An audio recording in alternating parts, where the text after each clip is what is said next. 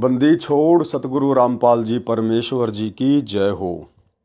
परम पिता परमात्मा सारी सृष्टि के रचनहार कुल मालिक असंख्य ब्रह्मांडों के स्वामी जगत गुरु तीनों लोकों में प्रवेश करके सबका भरण पोषण करने वाले राजाधिराज आत्माधार नाथों के नाथ देवों के देव महादेव सर्वेश्वर महेश्वर मृत्युंजय अजरो अमर आदि अनादि सनातनी प्रभु जगत पिता जगदीश्वर श्री श्री 1008 की उपाधि के वास्तविक अधिकारी अकाल मूरत सौद स्वरूपी राम वासुदेव सर्वगतम ब्रह्म परम पूज्य प्रथम पूज्य परम संत परम पुरुष परम धनी परम दयालु सत्य कबीर हक्का कबीर अल्लाहु कबीर अल्लाहु अकबर बाखबर अल्लाह ताला जगत के तारणहार जगत के मुक्तिदाता जगत के जगन्नाथ हारे के सहारे हिंदुओं के राम मुसलमानों के अल्लाह सिखों के वाहिगुरु ईसाइयों के मसीह दया के सागर दयानिधि करुणा के सागर करुणानिधि स्वयंभू परिभू संकट मोचन कष्ट हरण मंगल करण दुख भंजन अविगत कबीर निर्विकार निर्विषम परमात्मा अलय अलेख सतगुरु आदि अनादि सतगुरु असली मर्यादा पुरुषोत्तम असली राम असली कृष्ण असली घनश्याम असली मुरारी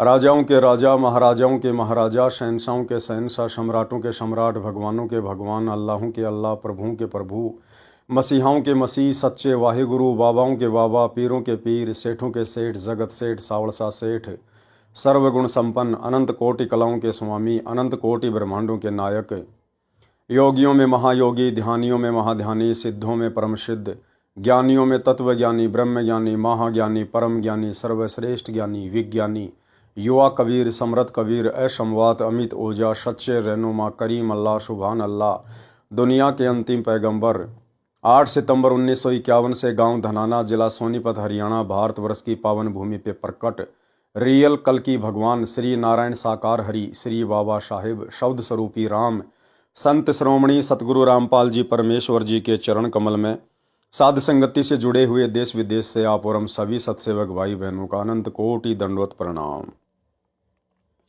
सत्साई भाई और बहनों, दया परमपिता परमेश्वर जी की सारी सृष्टि के रचने वाले पूर्ण ब्रह्म परमात्मा सतगुरु रामपाल जी की, जिनका वैदिक नाम कबीर देव है और वर्तमान में 8 सितंबर 1951 के दिन सतगुरु रामपाल जी के रूप में भारतवर्ष की पावन भूमि पे प्रकट हैं। भाई और बहनों, गुरुदेव भगवान के विशेष आशीर्वाद से विशेष मेहर से आप और हम सभी सत्सेवक आत्माएं अपनी आत्मा के कल्याण हेतु गुरुदेव के तत्व ज्ञान को आधार बनाकर भक्ति मार्ग पर दृढ़ता के साथ निरंतर आगे की ओर बढ़ रहे हैं। इस कलयुग की बिचली पीढ़ी में गुरुदेव के विशेष आशीर्वाद और साथ संगति के सहारे हम आत्माएं जो आगे की ओर बढ़ रही हैं, हमारे ऊपर गुरुदेव की विशेष नज़र है, विशेष मेहर है और हम आत्माओं के ऊपर गुरुदेव की ये विशेष नज़र मेहर इसी प्रकार से बनी रहे। इसलिए हमारा परम कर्तव्य बनता है कि हम गुरुदेव की प्रत्येक मर्यादाओं में रहकर दृढ़ता से भक्ति पर बने रहें। तो भाई और बहनों, गुरुदेव के कर कमल से लिखित पवित्र पुस्तक मुक्ति बोध के ऊपर वीडियो बनाने की श्रृंखला जारी है। इसी श्रृंखला में आज हमारा ये 9 नंबर का वीडियो है। प्रत्येक वीडियो में गुरुदेव भगवान के आशीर्वाद से हमें कुछ न कुछ अवश्य अध्यात्म से संबंधित नई नई बातें सीखने जानने और सुनने को मिलती है। तो चलिए आज का वीडियो शुरू करते हैं सुमरण की महिमा से। पवित्र ग्रंथ मुक्ति बोध पेज नंबर 70, सुमरण की महिमा। सुमरण यानी जो नाम जाप गुरुदेव भगवान हमें देते हैं, जो सुमरण वो हमें देते हैं, जाप और अजप्पा।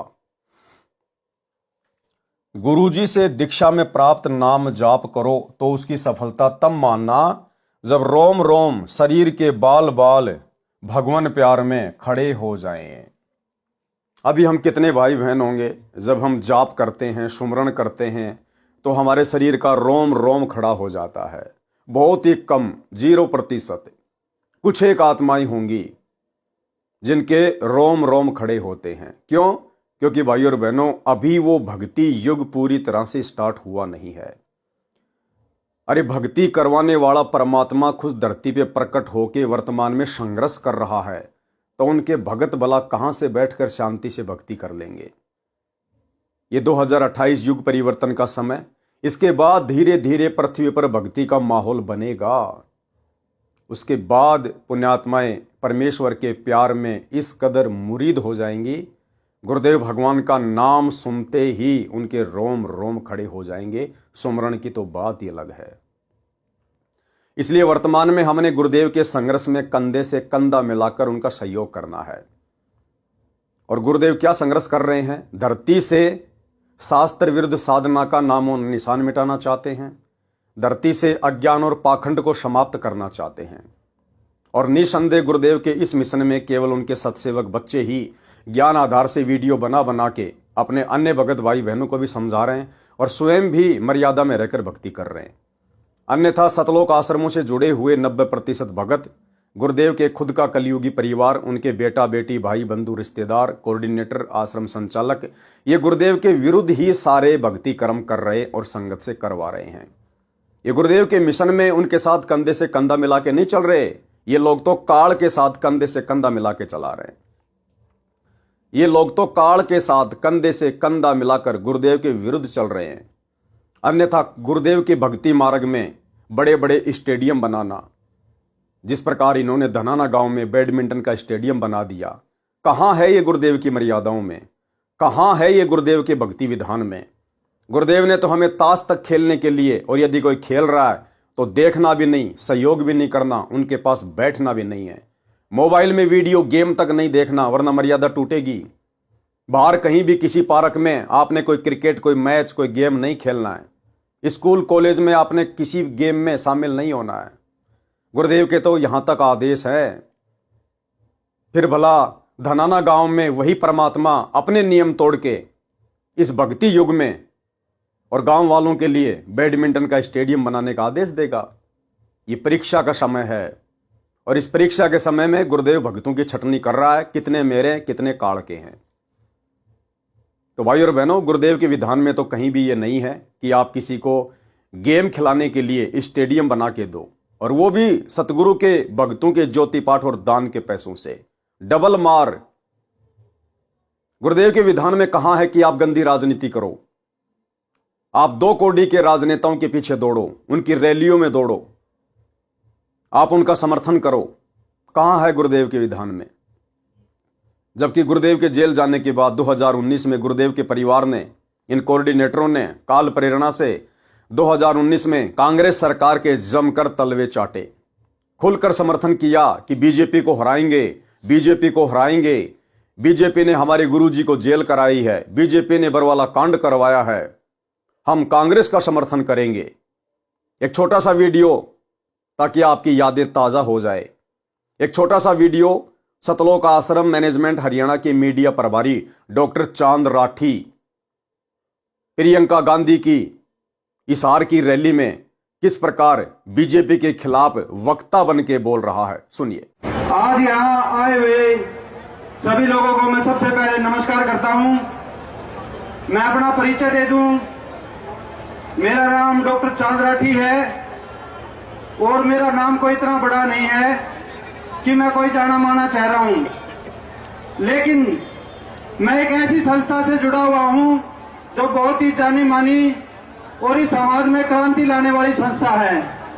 मेरा सबसे बड़ा परिचय ये है कि मैं संत रामपाल जी महाराज जी का शिष्य हूं।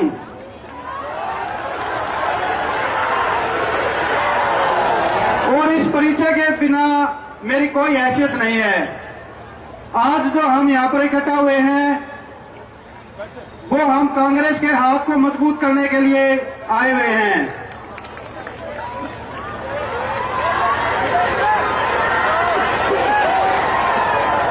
पिछले 5 सालों में बीजेपी सरकार ने हमारे साथ जो जुल्म किए वो इस हरियाणा प्रदेश से छिपे हुए नहीं है। हमारे जुल्मों को छोड़ के इस हरियाणा प्रदेश को भी जलाने का जो कार्य किया गया वो भी किसी से छुपा हुआ नहीं है। हरियाणा में चाहे जातिवाद का जहर घोलना हो या हमारे साथ हो रहे अन्याय हो, इस सरकार ने अंग्रेजों के शासनकाल की याद दिलाने में कोई कसर नहीं छोड़ी।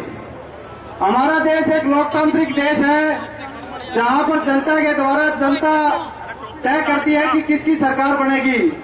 लेकिन पिछले 5 सालों में जो बीजेपी सरकार ने इस प्रदेश और देश में जहर घोलने का कार्य किया है, उनके राष्ट्रीय अध्यक्ष का कहना है कि 5 साल के बाद कोई इलेक्शन होंगे ही नहीं। तो ये कैसी खतरनाक सोच की पार्टी है आप सभी जानते हैं। इन्होंने हमारे साथ बरवाड़ा कांड करवाया और हमारे सतगुरुदेव जी पर झूठा देशद्रोह का मुकदमा बनाकर उनके साथ साथ 1000 व्यक्तियों को जेल में डाल दिया। एक ऐसा समाज जो संत रामपाल जी महाराज बनाने की ओर अग्रसर थे, उस कार्य में सबसे बड़ा रोड़ा इस वर्तमान बीजेपी सरकार ने डाला है। और इस इलेक्शन में संत रामपाल जी महाराज की सर्वसंगत इस बीजेपी की कमर को तोड़ने का कार्य करेगी।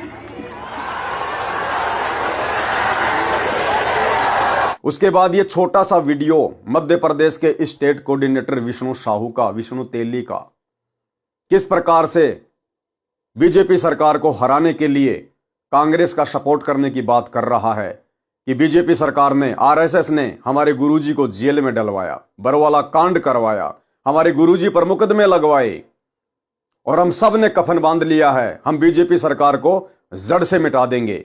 ये 2019 की बात है। सुनिए छोटा सा वीडियो। सरकार ने, भारतीय जनता पार्टी की सरकार चाहती थी कि जो नकली संत महंत आचार्य है उनका उन पर प्रेशर था, क्योंकि हमारे सदगुरुदेव जी अन्य नकली संत महंत आचार्य की। ये कौन है नकली संत? नकली संत जो भी आप संसार में, विश्व में आप देख रहे हो, जितने भी संत है जिनको शास्त्र अनुकूल, मतलब जो शास्त्र के विरुद्ध साधना बता रहे हैं। जी जी जी। तो उनका क्या दबाव था गवर्नमेंट के ऊपर? गवर्नमेंट के ऊपर यह था कि संत रामपाल जी महाराज जी को जेल में डाल दिया जाए और उनको, उनका मिशन को खत्म कर दिया, क्योंकि हमारे सदगुरुदेव जी शास्त्र अनुसार भक्ति बता रहे थे और इनकी पोल खोल रहे थे कि इनको शास्त्र का ज्ञान नहीं है, इनके परमात्मा का प भी नहीं मालूम। इसलिए इन्होंने सरकार पे दबाव बनाया। वोट राजनीति के कारण सरकार ने हमारे सदगुरुदेव जी को जेल में डलवा दिया। ये सरकार को उखाड़ जो फिकी है, अभी जो सत्ता इनका परिवर्तन हुआ है, तो ये सिर्फ हमारे गुरुजी संत रामपाल जी महाराज जी अनुयायी ने किया है। इस रणनीति से लोकसभा में क्या चुनाव में भी आप लोग विरोध करेंगे इनका? जी बिल्कुल बिल्कुल, हमारी तो ये अभी से प्लानिंग चालू हो चुकी है। हम लोग जगह जगह जाके मीटिंग ले रहे हैं और सन 2019 में जो लोकसभा चुनाव होने वाला है उसके अंदर बहुत बड़ा परिवर्तन होगा और इस केंद्र की सरकार में जो बीजेपी सरकार बैठी हुई है इसको भी हम यहाँ से उखाड़ फेंकेंगे। हिंदुस्तान में कितने हैं आपके गुरुजी के अनुयायी? हिंदुस्तान के अंदर 3 करोड़ से अधिक है हमारे अनुयायी।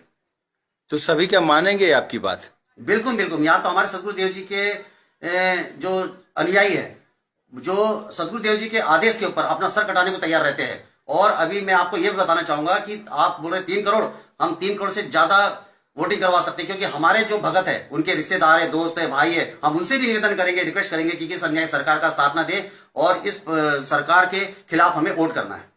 सर क्या एक्चुअल में क्या है कि जो भारतीय जनता पार्टी की सरकार को आरएसएस चलाती है और आरएसएस नहीं चाहती है कि हमारे ऊपर कोई भी संत महंत आ जाए, क्योंकि हमारे सदगुरुदेव जी शास्त्र अनुसार जो सदभक्ति बता रहे हैं, तो इससे अन्य नकली संत महंतों की पोल खुल रही है। इस कारण इन नकली संत महंत आचार्य सरकार से मिलकर, और सरकार को मालूम है कि इनके पास में पूरा वोट बैंक है, तो वो हमारे सदगुरुदेव जी इसलिए उन्होंने जेल में डलवाया। मध्य प्रदेश और सागर जिले में ज्यादा प्रभाव देखने को मिला। सागर संभाग में जो आपके द्वारा विहिप जारी हुआ था आपके अनुयायियों के द्वारा, तो काफी बदलाव भी आया, कांग्रेस आई। क्या मानते हैं आप, कितना इम्पैक्ट आया है और आगे की लोकसभा चुनाव में क्या है आप लोगों का रणनीति? बिल्कुल बिल्कुल, आपने सही बोला है, क्योंकि हमारे जो 30 लाख अनुयायी थे, हमने आपको जैसे अभी पूर्व में बताया अभी कि हम लोगों ने जो प्रकट दिवस मनाया था, काला दिवस, उसके अंतर्गत हमने पूरे मध्य प्रदेश के पूरे 52 जिलों के अंदर मैसेज कर दिया था कि हमें इस सरकार के खिलाफ वोट करना है। और हमारे जो हाईकमान है ऊपर दिल्ली के अंदर, जो हमारे हाईकमान बैठे, वहां से कमेटी से हमें पास में आया था कि आपको उस पार्टी को समर्थन करना है जो भारतीय जनता पार्टी की सरकार को हरा सके। तो हम लोगों ने देखा कि भारतीय जनता पार्टी के विपक्ष में एक ही पार्टी ऐसी है जो भारतीय जनता पार्टी को मात दे सकती है, वो है कांग्रेस पार्टी। तो हम लोगों ने सभी जितने भी हमारे अनुयायी थे, मतलब हमारे सदगुरुदेव जी के अनुयायी, मतलब 30 लाख अनुयायी जो है, उनको हमने मैसेज किया कि आप भारतीय जनता पार्टी के विरोध वोट करें और साथ में कांग्रेस को सपोर्ट करें, क्योंकि मध्य प्रदेश भारतीय जनता पार्टी का एक गढ़ रहा हुआ है। और इसके अंदर क्या हो गया, हमने अभी बीच में, आपको पता ही होगा, आप लोग को हमने बुलवाया था 18 नवंबर सन 2018 को, हमने काला दिवस मनाया था। उस काले दिवस के अंदर हमने घोषणा करी थी कि मध्य प्रदेश के जो हमारे 30 लाख अनुयायी है, उन तक, सर्वसंगत तक हमने ये मैसेज पहुंचाया था कि इस बार हमें भारतीय जनता पार्टी की सरकार को उखाड़ फेंकना है, क्योंकि इस सरकार ने हमारे सदगुरुदेव जी को 18 नवंबर सन 2014 को 40 से 45 हजार की पुलिस फोर्स के द्वारा आश्रम को घेर लिया था और हमारे वहां 6 बहनों के बच्चे की मौत हुई थी। तो इस और उसका मुकदमा, झूठा मुकदमा हमारे सदगुरु देव जी पे बनाकर हमारे सदगुरु देव जी को जेल धाम में डाल दिया गया था। तो इससे हमारे सर्व संगत जो है बिल्कुल मतलब बहुत ही दुख का विषय है। तो भाई और बहनों, 2019 में तो सतलोक आश्रम मैनेजमेंट हरियाणा ने काल प्रेरणा से भारत देश से बीजेपी सरकार का पार्टियां साफ करने की जिद कर रखी थी। एक अपना एजेंडा, एक मिशन लेके चल रहे थे कि हम बीजेपी का सत्यानाश कर देंगे। और अब 2024 में उसी बीजेपी सरकार की गोद में जाके बैठ गए, उसी की पतलून में मुंह छुपाकर बैठ गए और कांग्रेस का विरोध कर रहे हैं। नरेंद्र मोदी की रैलियों में 2024 में, सोनीपत गोहाना की रैली में और मध्य प्रदेश की भोपाल की रैली में भगत समाज को गुरुजी का नाम लेकर भेज दिया जाता है। तो भाई और बहनों, कहां है मर्यादा? कहां ये लोग गुरुदेव के मिशन में उनका कंधे से कंधा मिलाकर चल रहे हैं?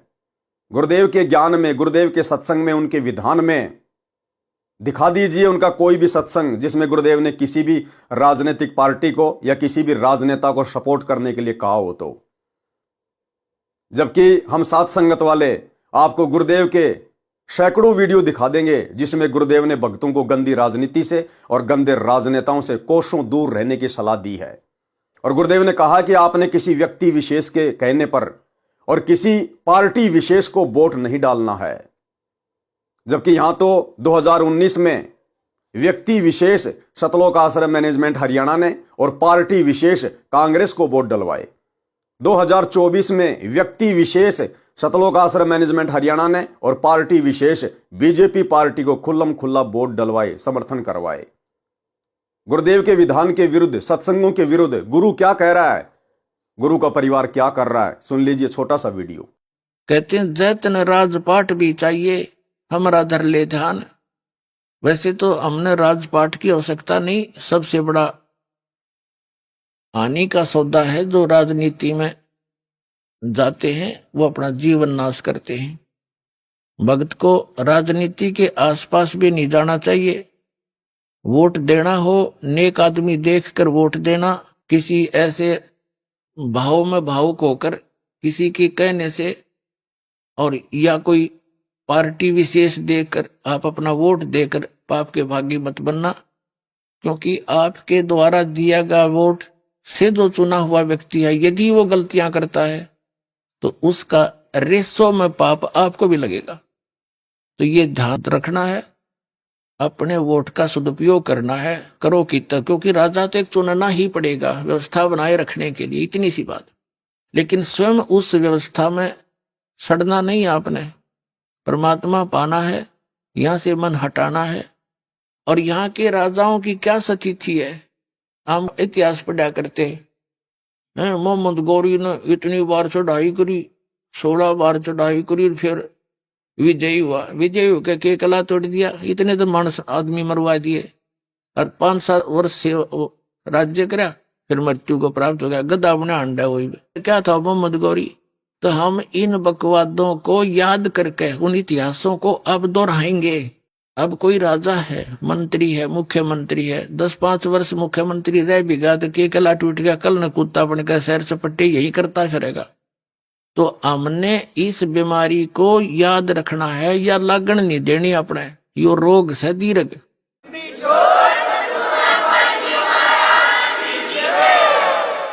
अब जैसे क्या याद दिलाते परमात्मा, सर्व सोने की लंका थी वो रावण से रणधीरम, एक पलक में राज विराजी जम के पड़े जंजीरम, मन तू सुख के सागर बसरे भाई और न ऐसा यसरे। जैसे कोई अच्छा राजनेता हुआ है और उसकी मृत्यु के उपरांत उसकी यादगार में उसका स्टेच्यू बना दिया, मूर्ति कोई पत्थर पीतल की, 1 वर्ष में उसका सत्कार करने जाते हैं, राजनेता माला डाल देते हैं, दीप जला देते हैं, उसकी आरती उतार देते हैं, और शेष समय में मनमाना वही राजनेता और कौवा बड़का अपने स्टेच्यू पे ऊपर बैठ कर बीट करता हो सिर पे। बता के जस हुआ, क्या यश हुई है? इस झूठे लोक में यदि आपने सफलता पानी है, यहाँ की मर्यादाओं की तरफ झांकना नहीं है, वही हमें हानि करती है। हम यहाँ के ठाठ बाट देखकर हम भी बह जाते हैं। तो परमात्मा कहते झूठे सुख को सुख कहे ये मान रहा मनमोद, ये सकल चबीना काल का कुछ मुख में कुछ गोद। ये सब काल का आहार है, काल व्यवस्था है। काल व्यवस्था से ऊपर उठेंगे तभी हम परमात्मा पाएंगे।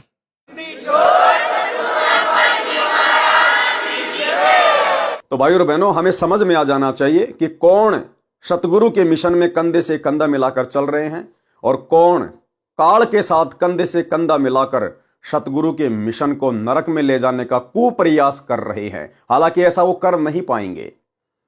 इसके अलावा 2018 में राजस्थान के गैंगस्टर आनंदपाल सिंह की सीबीआई जांच के समर्थन में, आनंदपाल सिंह एक गैंगस्टर था, पुलिस एनकाउंटर में मारा गया। राजपूत करणी सेना वाले जो कि उसके समाज के लोग थे, उस गैंगस्टर को अमर शहीद का दर्जा दिलाने के लिए सरकार के विरुद्ध रैलियां कर रहे थे कि आनंदपाल सिंह को शहीद का दर्जा दो, सीबीआई जांच करवाओ। और इस जलती हुई आग में जबरदस्ती संत रामपाल जी के भक्तों को उनके परिवार के द्वारा झोंक दिया गया। क्यों? क्योंकि उस समय संत रामपाल जी का वकील एपी सिंह था और उधर एनकाउंटर में मारे गए गैंगस्टर का वकील भी वही एपी सिंह था। एपी सिंह की राजनीति के कारण दोनों के आपस में मित्रता हो गई और गुरुदेव के ज्ञान और सत्संगों की धज्जियां उड़ाते हुए बेचारे भोले वाले भक्तों को गुरुदेव का नाम लेकर गुंडों की सीबीआई जांच के समर्थन में बैठा दिया। और तो और 5 लाख रुपए उसी बेचारे भोले भाले भगत समाज का गुंडे की सीबीआई जांच के समर्थन में राजपूत करणी सेना के राष्ट्रीय अध्यक्ष उस समय के 2018 में सुखदेव सिंह गोगामेडी को दे दिए गए। संत रामपाल जी के भगत के द्वारा। जोधपुर से एक लक्ष्मण दास है जो वर्तमान में राजस्थान के पाली के सोजत आश्रम में रहता है। देखिएगा छोटा सा वीडियो। जयपुर में सरकार ने वादा किया था और उसके लिए भी मैं समर्थन पत्र लेके पहुंचा था। प्रेस कॉन्फ्रेंस में वो समर्थन पत्र हमने सौंपा था कि फर्जी एनकाउंटर की सीबीआई जांच का संत रामपाल जी के लाखों अनुयायी समर्थन करते हैं।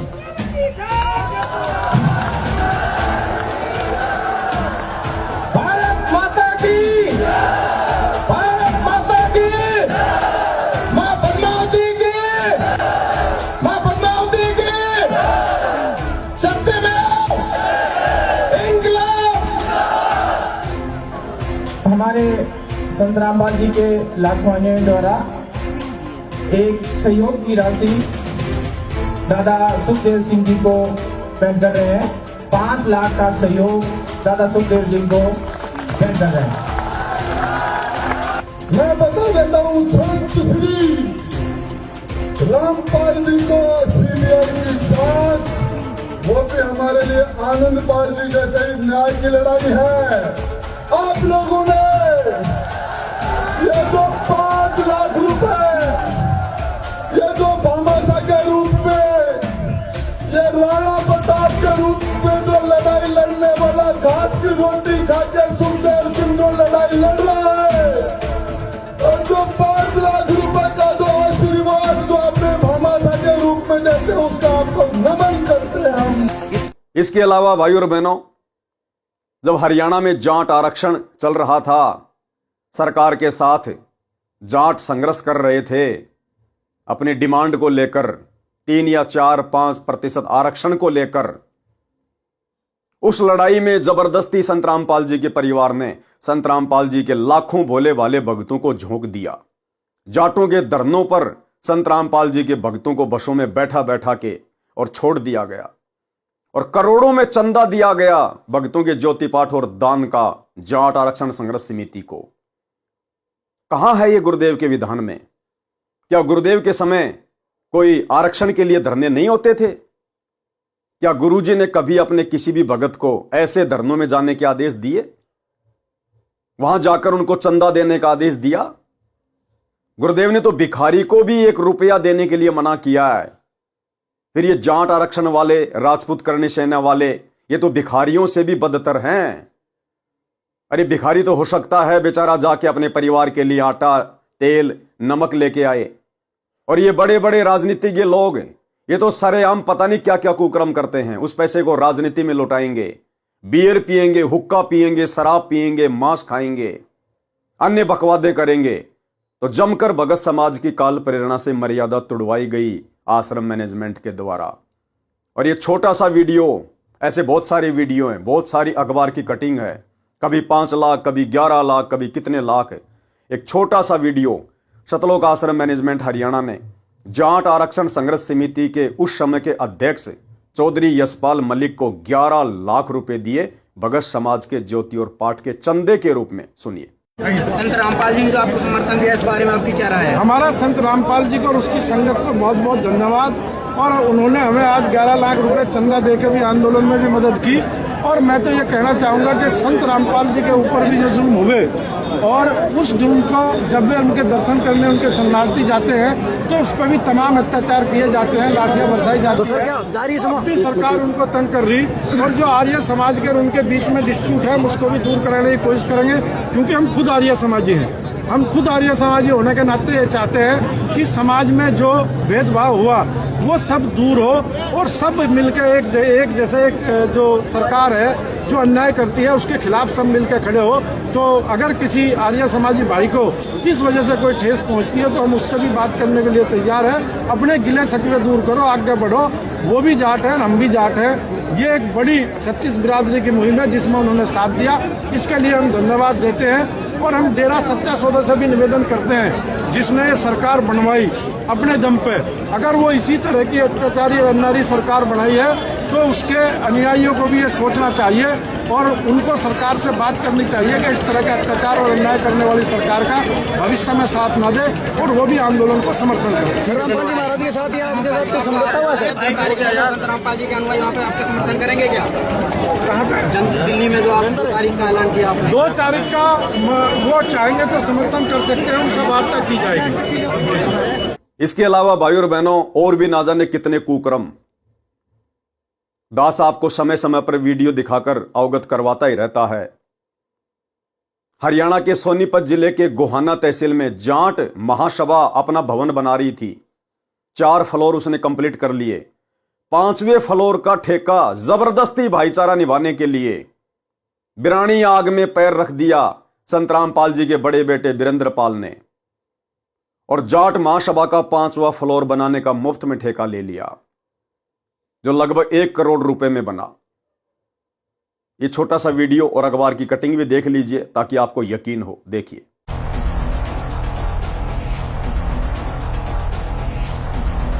हरियाणा के गोहाना में जाट महासभा के निर्माणाधीन जाट भवन पर एक ऐतिहासिक क्षण देखने को मिला। संत रामपाल के बेटे वीरेंद्र सिंह ने अपनी ओर से एक बड़े दान की घोषणा की, जिसने सबको चौंका दिया।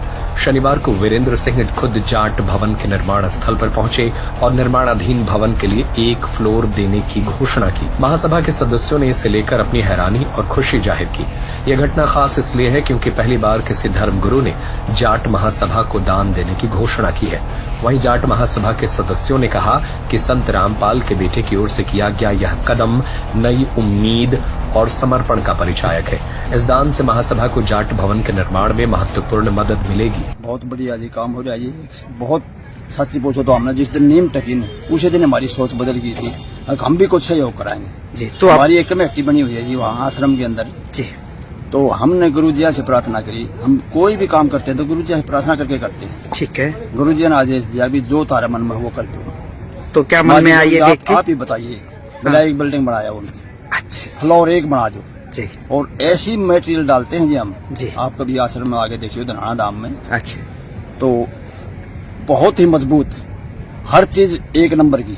अच्छा 2 नंबर की चीज हमारे पास नहीं मिलेगी, खाने में भी नहीं मिलेगी। एक तो ये तो मटेरियल है जी, मटेरियल है। तो हमारी एक सोच है हम इस ऊपरली बिल्डिंग को हमारे गुरु जी के आदेश से हम इसको बनवाने के लिए आए। तो जाट महासभा जो काम कर रही है उससे प्रभावित होकर आप ये बात कह रहे हैं ना? बिल्कुल प्रभावित होके हमने तो बड़ी खुशी हुई है। हमारा विषय योग यहाँ पर होया जी। तो परमात्मा की दया है, हमारे गुरु जी की दया है, संत रामपाल महाराज की, जिन्होंने हमारे को आदेश दिया जाकर एक बिल्डिंग बनाओ।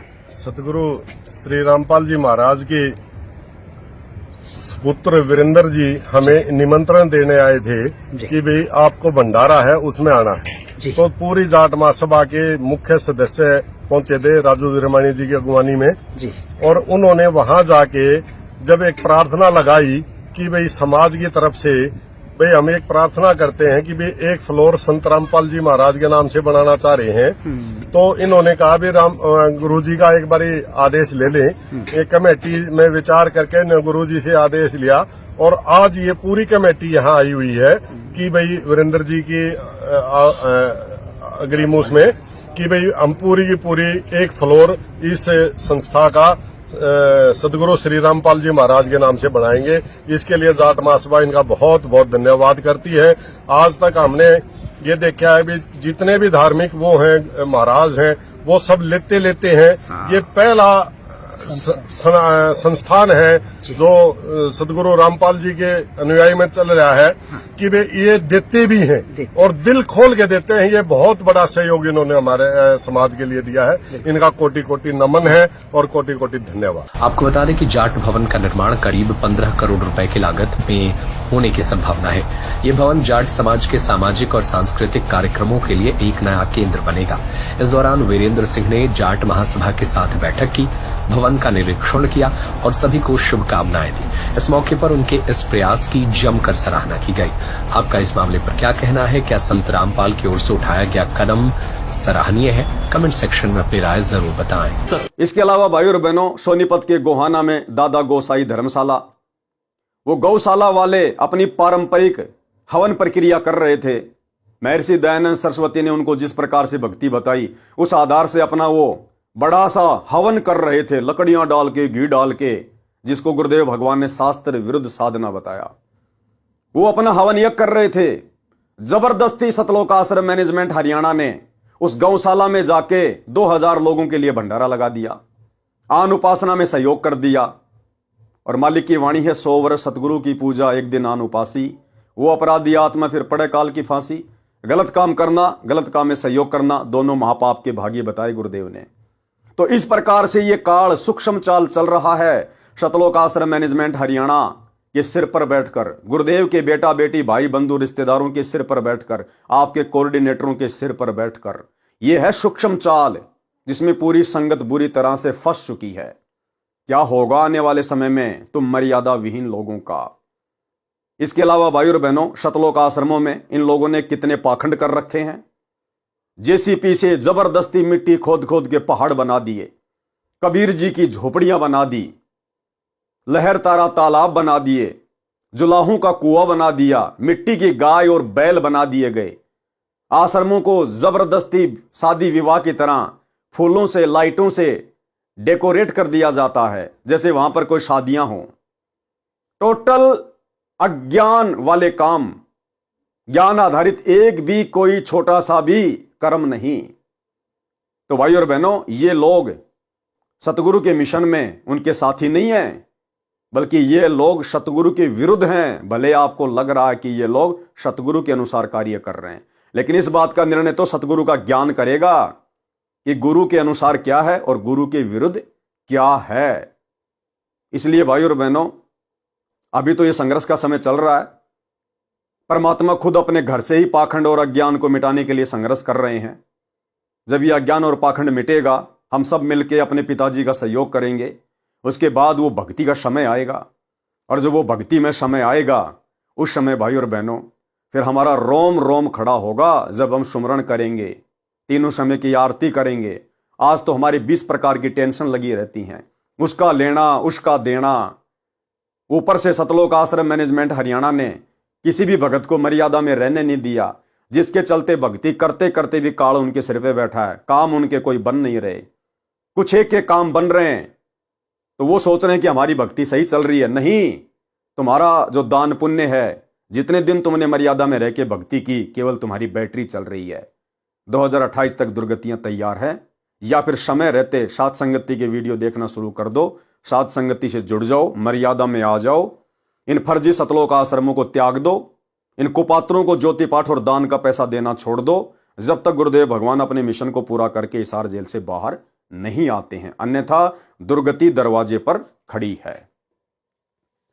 गुरुजी से दीक्षा में प्राप्त नाम जाप करो तो उसकी सफलता तब मानना जब रोम रोम शरीर के बाल बाल भगवान प्यार में खड़े हो जाएं। जैसे कोई अच्छी या बुरी सूचना मिलने पर रोमांच होता है, धुन लगन से उमंग उठे, सुमरण से सुरती नृति ध्यान में ऐसी कल्पना हो कि जैसे मैं आकाश में कुंज कमल जो सूक्ष्म शरीर में है उसमें बैठकर नाम जाप की माला फेर रहा हूं। यानी बिल्कुल निश्चिंत होके, कोई सांसारिक चिंता ना हो। चिंता तो हरि नाम की और न चिंता दास, और जो कोई चिंता नाम बिना सोए काल की फांस। सूक्ष्म शरीर में कुंज कमल में बैठकर जाप करने का मतलब है कि हम दो बातों को लेकर निश्चिंत हो जाएं कि इस पूरे ब्रह्मांड में, पूरी पृथ्वी पर वर्तमान में मेरे पूज्य गुरुदेव जी के अलावा दूसरा और कोई परमात्मा नहीं, कोई कबीर नहीं, कोई भगवान नहीं, कोई सृष्टि का मालिक नहीं। जो भी कुछ है यही है। इसको कहते हैं पतिव्रता पद की भक्ति। और यह पतिव्रता पद की भक्ति केवल साध संगतियों में है, शतलोक आश्रमों में नहीं है। वहां तो 5-5 पति हैं द्रौपदी की तरह। सबके घर में दरबार में जाके देख लेना, संत रामपाल जी की फोटो मिलेगी। ऊपर के कोने में कबीर जी नकली फोटो, दाढ़ी मूछ वाले की फोटो मिलेगी। इस कोने में गरीबदास जी की फोटो मिलेगी। नीचे वाले कोने में स्वामी रामदेवानंद जी की फोटो मिलेगी। और चौथे कोने में पंडित चिदानंद जी की फोटो मिलेगी। और उसको दरबार में रख रहे हैं जहां पर केवल अपने इष्ट की फोटो रखनी होती है, केवल एकमात्र अपने गुरुदेव भगवान की, जो हमारा पूज्य देव होता है। लेकिन वहां तो 5-5 पतियों की फोटो है। वैश्या भक्ति हो रही है, व्यभिचारणी भक्ति, द्रौपदी वाली भक्ति, 5-5 पति। कैसे हम लोग निश्चिंत होकर कुंज कमल में बैठ के सुमरण कर सकते हैं? पतिव्रता औरत की इज्जत होती है, वैश्या की इज्जत नहीं होती। और जो अपने एकमात्र गुरु को छोड़कर अन्य को पूजती है, और वो पूजना ही है। आप जब अपने गुरु को दंडवत करेंगे तो सामने उनको भी दंडवत होगा। आप वहां पर ज्योति जला रहे हो, हवन कर रहे हो, उन सब फोटोओं के सामने, आप पतिव्रता नहीं है। और एक छोटा सा सत्संग गुरुदेव भगवान का गुरुदेव ने स्पष्ट कर रखा है। लेकिन भाई और बहनों, आप आश्रम वालों को ये बातें समझ में नहीं आएंगी, क्योंकि अभी आप लोग मर्यादा में नहीं है, आपके सिर पे काल बैठा है। गुरुदेव ने सत्संग में स्पष्ट कर दिया कि दंडोत प्रणाम केवल अपने परमात्मा को, और परमात्मा स्वरूप अपने गुरुदेव को। अब परमात्मा स्वरूप कोई दूसरा नहीं होता है। परमात्मा केवल एक ही है, सबका मालिक एक। हम सबको पता कौन है वो, कबीर देव। फिर परमात्मा स्वरूप क्या हो गया? गुरुदेव तो अपने आप को छुपाएंगे, बार बार छुपाएंगे, लाख बार छुपाएंगे। ज्ञान किस लिए दिया है? ज्ञान से पहचान होनी चाहिए। तो गुरुदेव कहते हैं परमात्मा स्वरूप। तो परमात्मा स्वरूप का जिक्र आते समझ में आ जाना चाहिए कि परमात्मा तो एक ही है। और यदि गुरुदेव कह रहे हैं कि परमात्मा स्वरूप अपने गुरु को, इसका मतलब वो गुरु खुद परमात्मा ही है। परमात्मा के समान परमात्मा ही हो सकता, दूसरा नहीं हो सकता। तो गुरुदेव कह रहे हैं केवल अपने परमात्मा को और परमात्मा स्वरूप गुरुदेव को ही दंडवत करना है, अन्य को नहीं करना। फिर आप भाई बहनों के दरबार साहिब में वो 5-5 फोटोएं क्या कर रही हैं? आप कहां गुरुदेव की मर्यादा में हैं, कहां गुरुदेव के आदेश में चल रहे हैं? आप तो उन सबको दंडवत प्रणाम कर रहे हो। ना किसी को दुआ दो, ना किसी को बद दुआ दो, ना किसी को आशीर्वाद दो, किसी के सिर पे हाथ ना रखना, आशीर्वाद भरा। वैसे किसी के सिर में कष्ट है, मालिश कर दो खूब, कोई बात नहीं। और एक अपने गुरुदेव और भगवान के अतिरिक्त किसी के चरण नहीं छूना।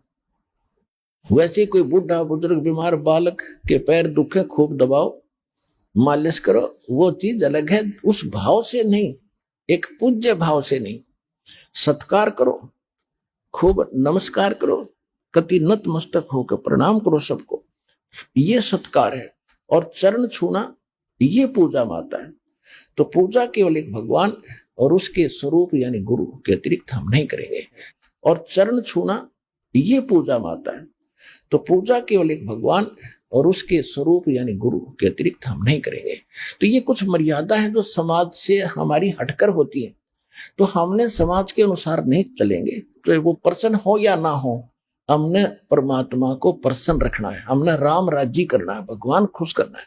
और जिन बातों से गुरु दुख पावे, तीन बातों को दूर भगावे, तब हंसा सतलोक जाओ। तो आप लोग पतिव्रता पद पे नहीं है, इसलिए आप लोगों के अंदर शांति नहीं है। सुमरण करते समय आपका रोम रोम नहीं बोलेगा, आपके अंदर वो धुन पैदा नहीं होगी, वो लगन पैदा नहीं हो सकती, क्योंकि अभी आप असमंजस में हैं। अरे भक्ति तो उस समय शुरू होगी जब हमें भगवान की पहचान होगी, और अभी तक आप सतलोक आश्रम वालों को भगवान का ही नहीं पता कि भगवान कौन है, कबीर कौन है। आज भी तुम उस दाढ़ी मूछ वाली कबीर जी की समझे जाने वाली मुर्दा फोटो को, उस कागज के टुकड़े को भगवान मान रहे हो। अरे है अगर वो भगवान तो बोलो ना कि सत्संग सुना, बोलो ना उस कागज के टुकड़े को कि मुझे नाम दीक्षा दे, बोलो उस कागज के टुकड़े को मेरा नाम खंड हो गया, शुद्ध कर दो। बातें करो ना उस कागज के टुकड़े से आप। वो ना चलता, ना बोलता, ना फिरता, ना सुनता, और उसको भगवान मान के निश्चिंत होके बैठे हो। मुर्दों से ती प्रीत लगावे, ना जाने सतगुरु मेरे नु। जिंदा कबीर सतगुरु रामपाल जी के रूप में धरती पे प्रकट है, पिछले 30 साल से तत्व ज्ञान दे रहा है, और इतना क्लियर कर दिया गुरुदेव ने कि बच्चों, उस परमात्मा के अलावा इस सृष्टि रचना कोई बता नहीं सकता। अरे किस ब्रह्मांड में काल को नहीं पता सृष्टि रचना का, दुर्गा को नहीं पता, तो बाकी जीव तो काल के अधीन है। फिर सतगुरु रामपाल जी यदि काल के अधीन है, यहां के कोई जीव हैं, मानुष हैं, तो फिर इन्होंने सृष्टि रचना कैसे बता दी? यहां का प्राणी तो बता ही नहीं सकता। तो कौन है सतगुरु रामपाल जी? सत्संग कौन कर सकता है? सत्य पुरुष। सच कौन कह सकता है? सत्य पुरुष। तत्वदर्शी संत की भूमिका कौन करता है? स्वयं सत्य पुरुष। सतगुरु कौन होता है? स्वयं सत्य पुरुष। सत्य पुरुष कौन है? कबीर जी। तो आपके गुरु कौन हुए? कबीर जी। कब पहचानोगे? इनके जाने के बाद। हां, इनके जाने के बाद आप पहचानोगे, लेकिन उस समय फिर आपको मिलेगा कुछ नहीं। मालिक अंतर्यामी है, गुरुदेव भी अंतर्यामी है। इन्हें सब पता है कि जिनका मोक्ष होगा वर्तमान में, वो तो मुझे रहते सहते पहचान लेंगे, और जिन्होंने धक्के खाने हैं, सैकड़ों मनुष्य जन्म प्राप्त करने हैं, वो मुझे यहां से जाने के बाद में पहचानेंगे। लेकिन फिर क्या फायदा? गुरुदेव ने खुद कह रखा है कि यहां लोगों को बाद में जागने की आदत है, बाद में जागने की। त्रेता में श्री रामचंद्र जी आए, 3 लोक के स्वामी थे। उनके जानने के बाद लोगों ने उनको पूजना शुरू किया। क्या मिलेगा? टट्टू, कुछ नहीं मिलेगा आज। द्वापर में श्री कृष्ण जी आए, 3 लोक के स्वामी। जितना लाभ वो दे सकते थे उस समय दे सकते थे। आज चाहे गोवर्धन की फेरी लगाओ, चाहे उनकी सोने चांदी पीतल की मूर्ति बना के पूजो, उनके मंदिर बनाओ, कुछ नहीं मिलेगा, टट्टू नहीं मिलेगा। तो गुरुदेव कह रहे हैं कि बाद में जागने की आदत है। और गुरुदेव कह रहे हैं जब ये दास यहां से चला जाएगा, उसके बाद यहां पे मेले लगेंगे मेरे नाम के, लोग यहां पर मेरे नाम के मंदिर बनाएंगे, मंडियां बनाएंगे, लेकिन फिर क्या मिलेगा? टट्टू, कुछ नहीं मिलेगा, कुछ नहीं मिलेगा। इसका क्या मतलब है? गुरुदेव कह रहे मेरे जाने के बाद क्या मिलेगा? टट्टू। यानी गुरुदेव के जाने के बाद मोक्ष नहीं है। अन्यथा ये शब्द गुरुदेव ने नहीं बोलने थे कि मेरे जाने के बाद क्या मिलेगा? टट्टू। गुरुदेव तो कह रहे हैं ना कि 1000 साल तक मेरा मार्ग चलेगा, मेरी भक्ति चलेगी। फिर ये क्यों कह रहे हैं कि मेरे जाने के बाद क्या मिलेगा? टट्टू मिलेगा, कुछ नहीं मिलेगा। फिर ये छोटा सा सत्संग सुन लीजिए, अगर थोड़ी बहुत भी अकल है तो सुनिए। काम के काम आओगे यहाँ पे, पर ये जब आओगे जब ये उदास जालेगा। काम के काम आओगे यहाँ पे, पर ये जब आओगे जब ये उदास जालेगा। काम के काम आओगे यहाँ पे, पर ये जब आओगे जब ये उदास जालेगा। फिर अड़ा मंडी बनाओगे, मंदिर काटेंगे, बेगन तार देंगे, फिर यहाँ के टट्टू होगा, कुछ भी नहीं होगा। अब संत चला जा, उसके जैसे वैद्य मर जा। अब जिंदा जब जीवित है, जब दवाई दो, नब्ज देखेगा, सारी विधि बतावेगा, तो बेड़ा पार होगा। और वो चला जा, फिर पाछा से उसकी मूर्ति बना लो, छोटा मंदिर बना लो, घंटी बांध लो, वो लाभ नहीं हो सकता आपको। तो ये हमारे अंदर बाद में जागरण की आदत है। वर्तमान में जो जागेंगे वो बहुत भाग्यवान और पुण्यकर्मी प्राणी है, सत्कर मानना। तो भाई और बहनों, परमात्मा कहते हैं समझा है तो सिर धर पांव, बहुर नहीं रे ऐसा दाव। तो भाई असीम शांति सुमरण करते समय, आरती करते समय, उस समय हमारे हृदय में कुंज कमल में आएगी, जिस समय सबसे पहले तो हमें कबीर भगवान की पहचान होगी, और हम बिल्कुल स्थिर हो जाएंगे भगवान को लेकर कि मेरे गुरु के अलावा दूसरा कोई कबीर नहीं, कोई भगवान नहीं। फाड़ दो इन नकली फोटोओं को, हमारे किसी काम की नहीं। हमें केवल उन महापुरुषों की वाणियों से मतलब था जो वाणियां हमें गुरुदेव ने दे दी है। बाकी हमें गरीबदास जी से कोई मतलब नहीं, दादा गुरु जी से कोई मतलब नहीं, पंडित चिदानंद से कोई मतलब नहीं, और दाढ़ी मूछ वाली नकली कबीर की फोटो से हमें कोई मतलब नहीं। आज हमें जिसने नाम दिया, जिसने ज्ञान दिया, जो हमसे बातें करता है, जो हमें सौ सुख दे रहा है, वो हमारे लिए सब कुछ है। वक्त गुरु हमारा परमात्मा है, प्रेजेंट गुरु ही हमारा परमात्मा है। जब तक इतना दृढ़ विश्वास आपके अंदर नहीं होगा और जब तक आप उस नकली कागज की कबीर जी वाली फोटो को अपने गले के लॉकेट से बाहर नहीं निकालोगे, अपने घर के दरबार से बाहर नहीं निकालोगे, घर की दीवारों से बाहर नहीं निकालोगे, और जून के महीने में उस नकली कबीर की फोटो का कबीर प्रकट दिवस मनाना नहीं छोड़ोगे, तब तक आपको पतिव्रता पद की भक्ति प्राप्त नहीं हो सकती। आपके अंदर कभी वो शांति हो ही नहीं सकती। आपके अंदर सुमरण करते समय, आरती करते समय, सत्संग करते समय कभी आपके अंदर वो विशेष भाव पैदा हो ही नहीं सकते।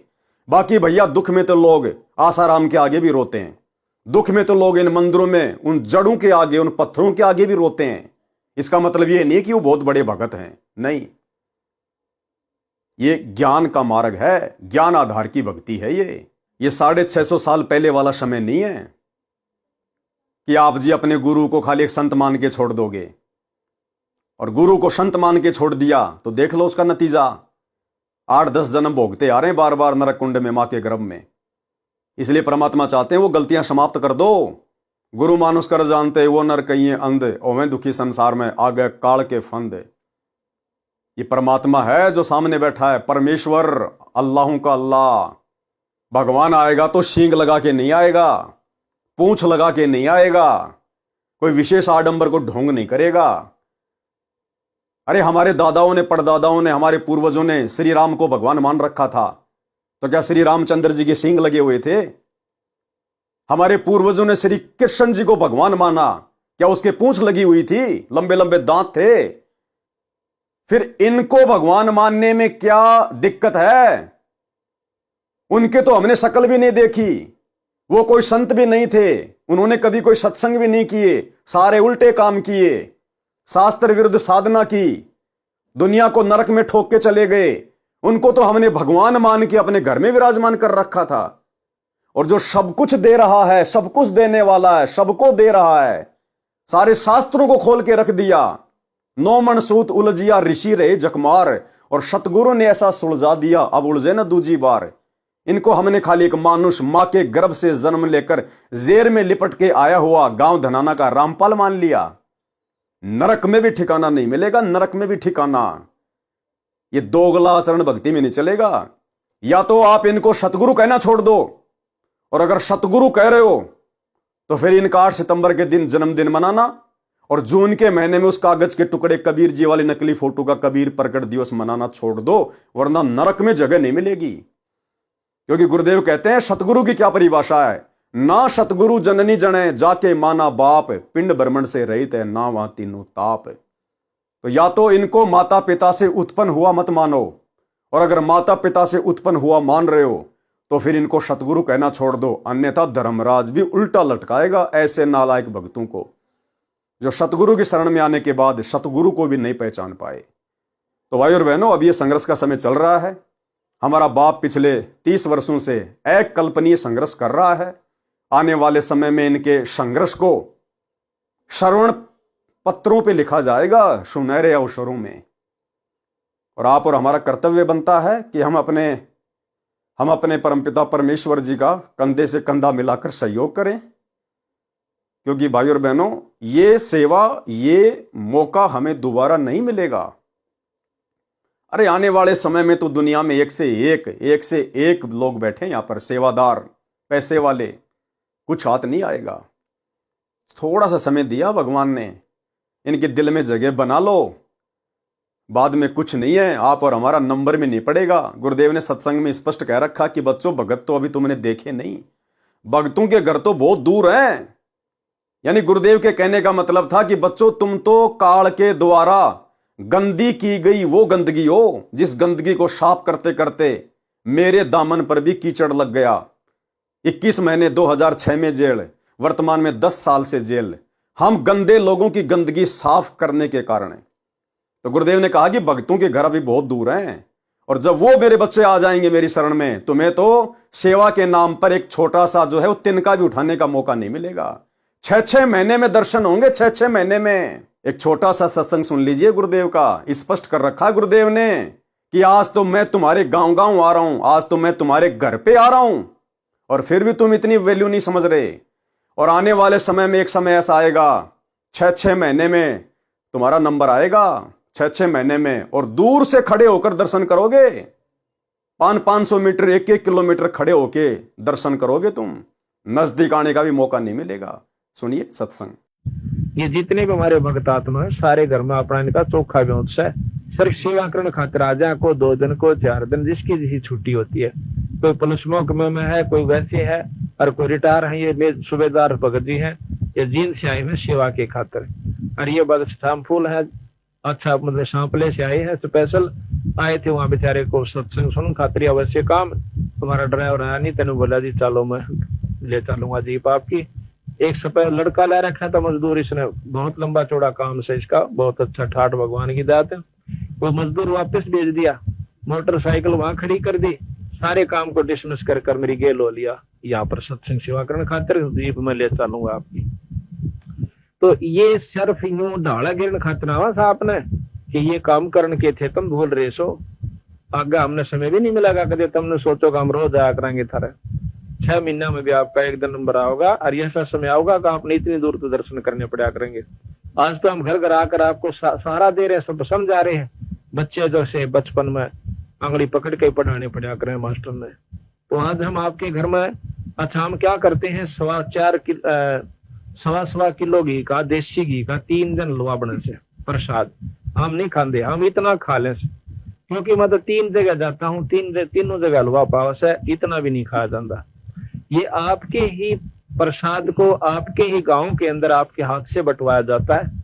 और एक इसमें देसी घी की जोत जड़ा है 48 घंटे तक, एक धूप जगह से, ये एक हवन और ये धर्म यज्ञ और आने वाले भगत आत्माओं की जो सेवा होती है। कहते हैं 68 का फल एक है द्वारा संत जमाया, एक संत को घर में रोटी खवा दे 68 तीर्थ का फल मिलता है। ये आज जितने भी है ये संत है, लत्ते लाल पैर से संत नहीं होता। कदे कोई ने सोचा गल में माला गा ली, कान पड़वा लिए, वो संत होता है? संत जो सत नाम देता है, बंदी छोड़ का भजन करता है, वो चाहे गृहस्थी है अर्थे वैसे। तो ये जितने भी आज संत आए, इस परिवार को फल मिलेगा। तो इस प्रकार हम अपने किराए तो यहाँ आते हैं, जितने भी भक्त से अपना किराया ला कर आते हैं। तो भाई और बहनों, मौका है, आज भीड़ कम है और आज सेवाएं हैं। आज हम गुरुदेव के दिल में, उनके चरणों में जगह बनाकर हम उनकी नजरों के सामने रह सकते हैं। आने वाले समय में तो परमात्मा ने कह रखा है, जैसे नदियां उफान मारती हुई समुद्र में गिरती हैं, ये दुनिया ऐसे इनके चरणों में आएगी। क्या रंग, क्या राजा, आप और हमारी तो उस समय गिनती भी नहीं होगी। लेकिन आज मौका है, यदि हमने कुछ विशेष कर दिया इस भक्ति मार्ग में, संघर्ष कर लिया, डट के भक्ति कर ली, सत्य का साथ दिया, अज्ञान और पाखंड को मिटाने के लिए सत्य का यदि साथ दिया, तो गुरुदेव प्रसन्न होंगे और अपनी विशेष मेहर बख्शेंगे। अन्यथा कुछ लेना देना नहीं है। ये सारी सृष्टि का मालिक है। आप और हमारी तरफ तो गांव का सरपंच भी ध्यान नहीं देता। ये सारी सृष्टि का मालिक, और वर्तमान में आप और हमारे नीचे हाथ दे रहा है, और फिर भी हम इसकी कीमत को नहीं पहचान पा रहे। परमात्मा कहते हैं, शीश उपाड़े भूमि धरे और ऊपर रखे पांव, कबीर का घर शिखर में तेरी गरज पड़े तो आओ। परमात्मा कहते हैं, मेरे सतलोक में आने के लिए अगर कोई जीव इतनी भी कुर्बानी दे दे, कितनी, अपना खुद का शीश अपने हाथ से काट के और अपने पैर के नीचे रखे, तो भी गुरुदेव कहते हैं मुझे वो प्रसन्न नहीं कर सकता सतलोक के लिए। लेकिन आज देखो, खुद वो परमात्मा हमें प्रसन्न कर रहा है, जबरदस्ती हमारे आगे हाथ जोड़ रहा है, सत्संगों में रोता है कि पुण्यात्माओं चलो सतलोक, चलो सतलोक, छोड़ दो बुराइयां, छोड़ दो ये पाखंड, समर्पित हो जाओ अपने गुरुदेव के प्रति। आज हम नहीं समझ रहे, तो कल को फिर ये हमें कैसे लेके जाएगा। तो भाई और बहनों, समझदार हो तो साध संगति से जुड़ जाओ। ये साध संगति ही सतलोक के लिए सतगुरुदेव भगवान का ट्रेनिंग सेंटर है। और आप जिन पाखंडियों के चक्करों में फंसे हो, इन सतलोक आश्रमों में, गुरुदेव के बेटा बेटी भाई बंधु रिश्तेदारों के चक्करों में, इन कोऑर्डिनेटरों के चक्करों में, कुछ नहीं है। अंदर से थोते हैं, बिल्कुल थोते, केले के पेड़ की तरह, कुछ नहीं है। उनका खुद का तो बेड़ा गर्क है ही। तुम संगत वालों का भी आए दिन कुकर्म करवाकर, राजनीति जैसे गंदे कर्म करवाकर तुम्हारा भी बेड़ा गर्क करवाने में लगे हुए हैं। बाकी समझदार को संकेत काफी हो गई। गुरु जी से दीक्षा में प्राप्त नाम का जाप करो तो उसकी सफलता तब मानना जब रोम रोम यानी शरीर के बाल बाल भगवान प्यार में खड़े हो जाएं। जैसे कोई अच्छी या बुरी सूचना मिलने पर रोमांच होता है, धुन लगन से उमंग उठे, सुमरण से सुरती नृत्य ध्यान में ऐसी कल्पना हो कि जैसे मैं आकाश में कुंज कमल जो सूक्ष्म शरीर में है उसमें बैठकर नाम जाप की माला फेर रहा हूं, यानी मेरी आध्यात्मिक रूहानी चढ़ाई वहां तक हो, यानी बिल्कुल सारी चिंताओं को त्याग कर कि मेरा कुछ नहीं है, मेरा केवल सतगुरु है। और सतगुरु ने यदि मुझे अपना लिया और यदि मैं सतगुरु के प्रति समर्पित हो गया तो मेरा कोई बाल भी बाका नहीं कर सकता। बाकी संघर्ष तो छोटा मोटा देखो गुरुदेव को भी करना पड़ ही रहा है, फिर आप और हमारी क्या औकात है। लेकिन फिर भी परमात्मा कहते हैं जो मैं पूत कपूत हूं बहुर पिता को लाज, यानी बाप 100 संकटों को झेलकर भी अपनी औलाद को सुख ही देने का प्रयास करता है। तो भाई और बहनों, आज वर्तमान में हमारा बाप, हमारे गुरुदेव भगवान, हमारी आत्मा के पति, हमारे महबूब जो हिसार जेल में बैठे हुए हैं 10 साल से, ये आप और हमारे कर्मों की सजा काट रहे हैं। इस भगवान पे यहां का कोई विधान लागू नहीं है, कर्म लागू नहीं है। अरे यहां तो जानवर पे लागू नहीं है कर्म। 2 भैंसे आपस में लड़ रहे हैं, बीच में इंसान आ गया, पेट में सिंह घुस गया, वो मर गया। उन भैंसों के ऊपर कोई कर्म लागू नहीं है, कोई कानून लागू नहीं है, उनको कोई जेल नहीं होती। और इंसान से यदि गलती से भी आदमी मर गया एक्सीडेंट में, तुरंत उसके ऊपर धारा लग जाएगी मर्डर की, जेल में ठोक दिया जाएगा 20 साल के लिए। तो भाई और बहनों, ये तो परमात्मा है। जब जानवरों पे कोई कर्म लागू नहीं तो भगवान पे कहां से हो जाएगा। फिर ये जेल किस बात की काट रहे हैं? आप और हमारे कर्म काट रहे हैं नीचों के। आज हमारे भाग्य की जेल हमारे भगवान काट रहे हैं। अन्यथा विचार कर लेना, इनकी शरण में आने से पहले हमारे आचार विचार व्यवहार क्या थे, हमारा बोलचाल खाना पीना रहना सहना क्या था। आज हम कहां होते, आज हम कितने कुकर्म कर रहे होते, चोरी डकैती जो है वो कर रहे होते, कोई छेड़खानी में होते, किसी राजनीति में होते, दुनिया भर के हमारे ऊपर मुकदमे होते, आज हम जेल काट रहे होते। लेकिन इस दयालु परमात्मा ने हमें अपनी शरण में लिया और हमारे जो कुकर्म थे वो अपने ऊपर ले लिए। हमारे हिस्से की जेल गुरुदेव ने अपने ऊपर ले ली ताकि मेरे बच्चे बैठकर शांति से भक्ति कर सकें, सेवा करके जो है अच्छे अपने जो है वो कर्म बना सकें। लेकिन यहां तो बच्चे उल्टे कामों में लग गए। बच्चे अपने बाप के मिशन को समझ ही नहीं रहे, बाप जेल में क्यों बैठा है। बच्चे राजनीति में लग गए, गुंडों की सीबीआई जांच में लग गए, हॉस्पिटल बनाने में लग गए, जाट धर्मशाला बनाने में लग गए, गौशालाओं में भंडारे करने लग गए, राम मंदिर में भंडारे करने लग गए, दुनिया भर के पाखंड में पांव दे दिया। भाई और बहनों, समझना पड़ेगा। बहुत दुखी हो चुके हैं परमात्मा, बहुत दुखी। जहां तक इस दास को आइडिया है, संत रामपाल जी अपने परिवार को तो इस जन्म में माफ करने वाले नहीं हैं। और मुख्य जितने भी 100-200 लोग हैं, जिनमें कोऑर्डिनेटर, स्टेट कोऑर्डिनेटर, जिला कोऑर्डिनेटर, आश्रम संचालक, भाई इनको माफी नहीं है इस जन्म में। आप लोगों का इस जन्म में मोक्ष नहीं है, लिख लो। मैं गुरुदेव का विधान बता रहा हूं, जितना मैं समझ पाया हूं। आप लोगों ने संगत का सत्यानाश किया है।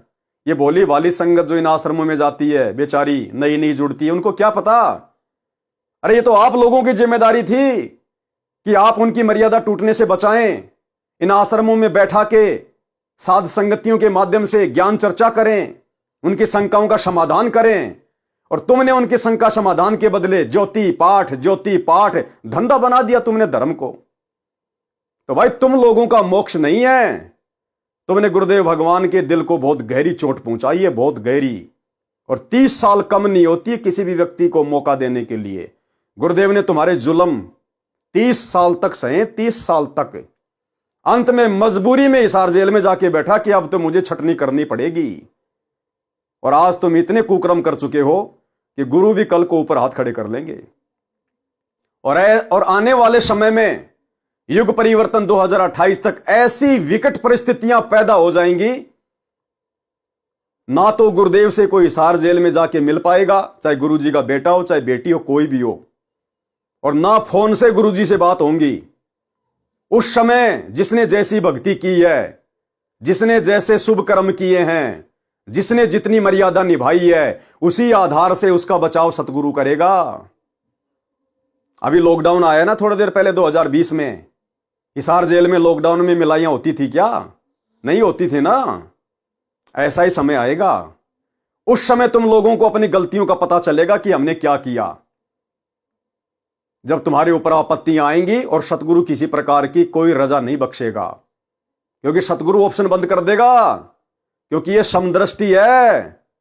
समदृष्टि क्या होता है अब पता चलेगा आने वाले समय में। संगत को पता चलेगा इनका बेटा बेटी भाई बंधु रिश्तेदार कौन है कौन नहीं है।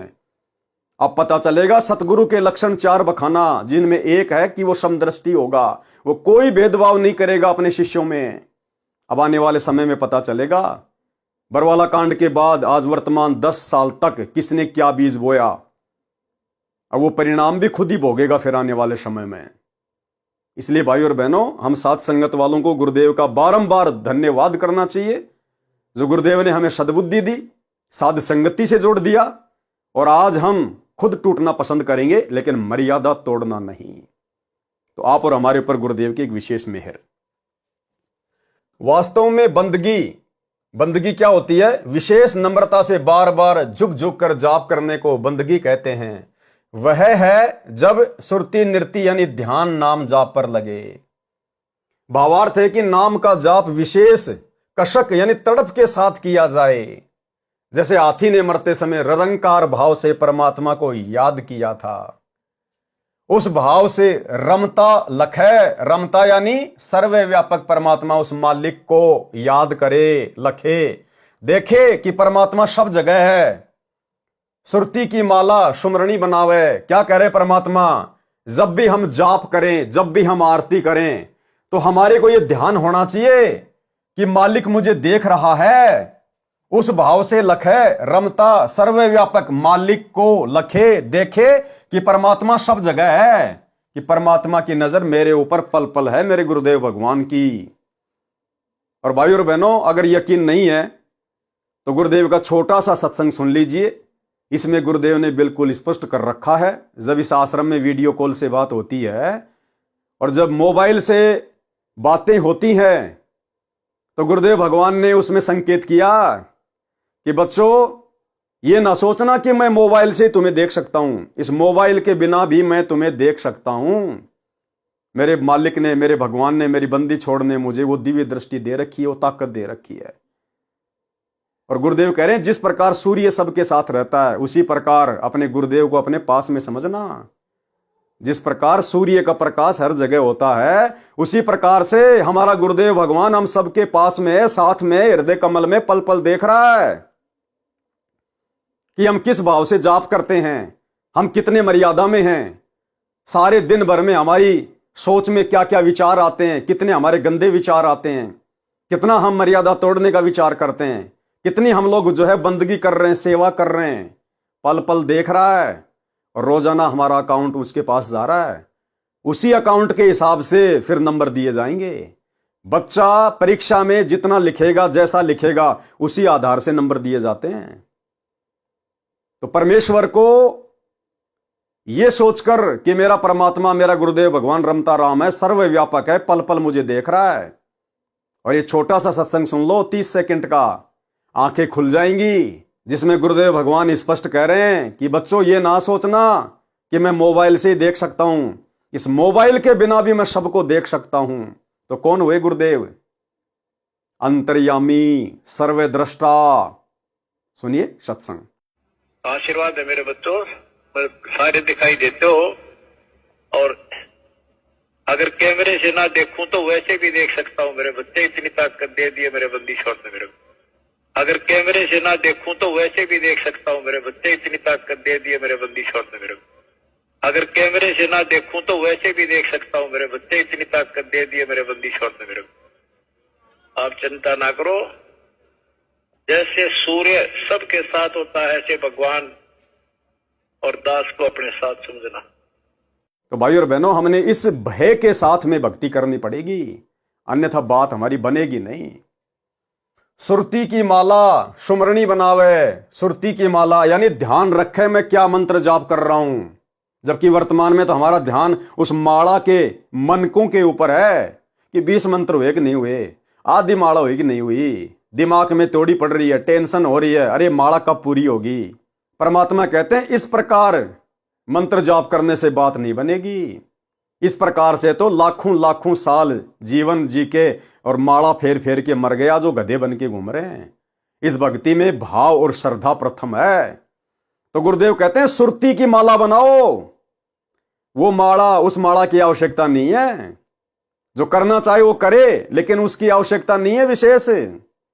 परमात्मा कहते हैं सुरती की माला बनाओ। सुरती यानी ध्यान रखो, कौन सा मंत्र जाप कर रहा हूं मैं। ये ध्यान मत रखो कि मेरे 5 मंत्र हो गए, मेरे 10 हो गए, मेरे 20 हो गए। ये ध्यान रखो कि मैं क्या शब्द बोल रहा हूं, मेरा ध्यान कहां है। उसको कहते हैं सुरती से मंत्र जाप करना। तो गुरुदेव कहते हैं सुरती की माला यानी सुमरणी बनावे। ध्यान का एक भाव नाम पर तथा तुरंत दूसरा भाव निर्वाण यानी वांछित मोक्ष पर। यानी रह रहकर हमारे को सतलोक की याद आनी चाहिए, हमारी सुरती वहां जानी चाहिए, हमारे गुरुदेव भगवान की मन मोहिनी सूरत हमारे सामने आनी चाहिए। अगर आप इन देवी देवताओं के जाप करते समय या सतनाम का जाप करते समय अगर आप इनकी फोटोओं पे ध्यान नहीं दे पाते हो, क्योंकि सतनाम के सुमरण के समय तो हमने किसी फोटो पे ध्यान रखने की आवश्यकता है ही नहीं। ना तो हमने काल को देखा, ना हमने अक्षर पुरुष को देखा जिनके 2 मंत्र हैं। रही बात जो प्रथम मंत्र है, तो बीच बीच के 5 देवी देवता अगर उनको भी ध्यान में ना रखो कोई बात नहीं है। जो शब्द हैं उस शब्द पे ध्यान रख लें, या फिर अपने गुरुदेव भगवान में ध्यान रखें, अपने गुरुदेव भगवान की सूरत पर ध्यान रखें और अपने मंत्र जाप करते रहें। क्योंकि परमात्मा इन सभी कमलों में बसा हुआ है, सभी कमलों में। जिस प्रकार फूल के अंदर गंध होती है, सुगंध होती है, महक होती है, उसी प्रकार परमात्मा इस शरीर में बने सभी चक्रों में है, सभी कमलों में है। सर्व का स्वामी है, वो सर्वव्यापक है। भले देवी देवताओं के हमें फोटोएं याद ना हो, कोई बड़ी बात नहीं। प्रथम मंत्र का जाप करते समय देवी देवताओं की फोटोओं पे ध्यान रखो ना रखो कोई बात नहीं। अगर अपने गुरुदेव की फोटो पे ध्यान रखते हो चलेगा, अगर मंत्रों पे ध्यान रखते हो चलेगा। सतनाम का सुमरण करते समय अगर गुरुदेव भगवान की सूरत का ध्यान है और सुमरण कर रहे हैं कोई दिक्कत नहीं। गुरुदेव भगवान की सूरत पे ध्यान नहीं है और यदि उन मंत्रों को ध्यान में रख के जाप कर रहे हैं तो भी कोई दिक्कत नहीं है। लेकिन सुमरण चल रहा है, मन दुकान पे जा रहा है, मन मार्केट में जा रहा है, मन रिश्तेदारी में जा रहा है, तो परमात्मा कहते हैं माला तो कर में फिरे। कर यानी हाथ, कि माला तो कर में फिरे और जिव्या फिरे मुख माही, और ये मन तो चारों दिशाओं में फिरे। भाई ये तो सुमरण नहीं, ये तो फिर तू पाखंड कर रहा है, ढोंग कर रहा है, टाइम पास कर रहा है, तू तो फॉर्मेलिटी कर रहा है। और फॉर्मेलिटी की इस भक्ति मार्ग में कोई कीमत नहीं है। तो जब भी हम सुमरण करें किसी भी मंत्र का, या तो जो शब्द गुरुजी ने दिया, जो मंत्र गुरुजी ने दिया, उस मंत्र के ऊपर ध्यान रखें, क्या ले रहा हूं, क्या छोड़ रहा हूं, क्या जाप कर रहा हूं। या वो जाप करते करते अपने गुरुदेव का ध्यान होना चाहिए, क्योंकि हमारे गुरुदेव सर्व देवों के देव हैं। हमारे गुरुदेव की सत्ता सर्व के ऊपर है, तब हमारा सुमरण सही मायने में सही कहलाएगा। अब जिनको अभी तक यही नहीं पता कि कबीर भगवान कौन है, जो दाढ़ी मूंछ वाले कबीर जी की काल्पनिक फोटो को भगवान मान रहे हैं, कबीर जी मान रहे हैं, भला उनका क्या ध्यान लगेगा। जिनके घर के दरबार में 5-5 फोटोएं रखी हैं, गरीबदास जी की, दाढ़ी मूंछ वाले कबीर की, पंडित चिदानंद जी की, स्वामी रामानंद जी की, बीच में सतगुरु रामपाल जी की, भला उनका क्या ध्यान लगेगा। अरे 5-5 पतियों वाली औरत का कभी ध्यान स्थिर हो सकता है क्या? कभी नहीं हो सकता। सुरती की माला यानी सुमरणी बनावे, ध्यान का एक भाव नाम पर तथा दूसरा भाव निर्वाण यानी वांछित मोक्ष पर। वांछित मोक्ष कौन दिलाएगा? गुरुदेव भगवान दिलाएगा।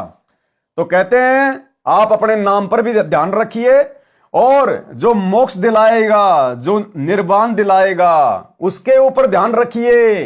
तो मोक्ष कौन दिलाएगा? भक्ति मुक्ति के दाता सतगुरु भक्ति मुक्ति के दाता। तो जो मंत्र गुरुदेव ने दे दिया उस मंत्र पर ध्यान, और साथ में अपने गुरुदेव भगवान पर ध्यान, उनकी मन मोहिनी सूरत पर ध्यान। यानी नृत्य को मोक्ष की ओर लगावे, जैसे नाम जपते जपते कुछ क्षण निर्वाण यानी मोक्ष स्थान सतलोक की भी सुध लेवे। अब सतलोक का ध्यान करेंगे तो सतलोक का राजा भी ध्यान में आएगा, सतलोक के सिंहासन पर बैठा हुआ सतगुरु रामपाल जी भगवान भी याद आएगा। जैसे नाम जपते जपते कुछ क्षण निर्वाण यानी मोक्ष स्थान सतलोक की भी सुध लेवे, कि वहां पर जाएंगे मौज से रहेंगे, जन्म मरण का कष्ट नहीं, रोग शोक नहीं, वहां जाएंगे फिर लौट कर नहीं आएंगे। इस प्रकार निर्ति मिले निर्वाण का भावार्थ समझो। और लेकर कौन जाएगा? वहां की मौज मस्तियों के लिए योग्य कौन बनाएगा? वहां के सर्व सुखों के लिए योग्य कौन बनाएगा? गुरुदेव भगवान। सहस्र कमल भी अष्ट कमल यानी 8वां कमल है। यहां तक सर्व कमलों में काल का राज्य है। शरीर के अंदर तथा बाहर भी उसकी धुनी साजबाज बजता है, यानी काल का डंका बजता है। यानी इस शरीर के अंदर जो भी व्यवस्था है सब ये ज्योति निरंजन की है, काल की है। जो शरीर में धुन यानी आवाज शब्द सुनाई देती है, ये सब काल की धुन यानी शब्द है, आवाज है। शून्य का भावार्थ है कि प्रत्येक कमल के आसपास शून्य यानी खाली स्थान है, जो प्रत्येक की सीमा का प्रतीक है। परंतु ये काल का जाल है। इस काल लोक में परमेश्वर का भी निवास है, परंतु परमेश्वर केवल दीक्षितों का ही साथ देता है, केवल अपने भक्तों का साथ देता है। हद जीवों से दूर है। कौन से हद जीव? जो काल की हद में है, उनसे दूर रहता है परमात्मा। बेहदियों के तीर, बेहदी कौन है? जो काल की हद से बाहर हो चुके हैं, जो सतगुरु की शरण में आ चुके हैं, उनको कहते हैं बेहदी। तो परमेश्वर अपने बेहदी भक्तों के साथ में है। इस प्रकार उस परमात्मा से जो जुड़े हैं उनका साथ परमेश्वर देते हैं। साधक कहता है कि हमारे को तो सब स्थानों पर आप ही दिखाई देते हो। देखो क्या कह रहे परमात्मा। साधक क्या कहते हैं? साधक यानी भगत क्या कहते हैं कि हमारे को तो सब स्थानों पर आप ही दिखाई देते हो, कि हे गुरुदेव भगवान, हमें तो मूल कमल में भी आप ही दिखाई देते हो, संवाद कमल में भी आप ही दिखाई देते हो, नाभि कमल में भी आप ही दिखाई देते हो, हृदय कमल में भी आप ही दिखाई देते हो, कंठ कमल में भी आप ही, त्रिकुटी कमल पर भी आप ही, सहस्त्र कमल में भी आप ही, 8वें कमल में भी आप ही, 9वें कमल में भी आप ही। यानी ये परमेश्वर है। गुरुदेव भगवान स्वयं परमात्मा हैं, सर्वव्यापक हैं, सर्व के ऊपर हैं। इसलिए या तो हमारा ध्यान मंत्र करते समय उन मंत्रों पर, या फिर अपने गुरुदेव भगवान पर, और सतलोक की हम सैर करते रहें।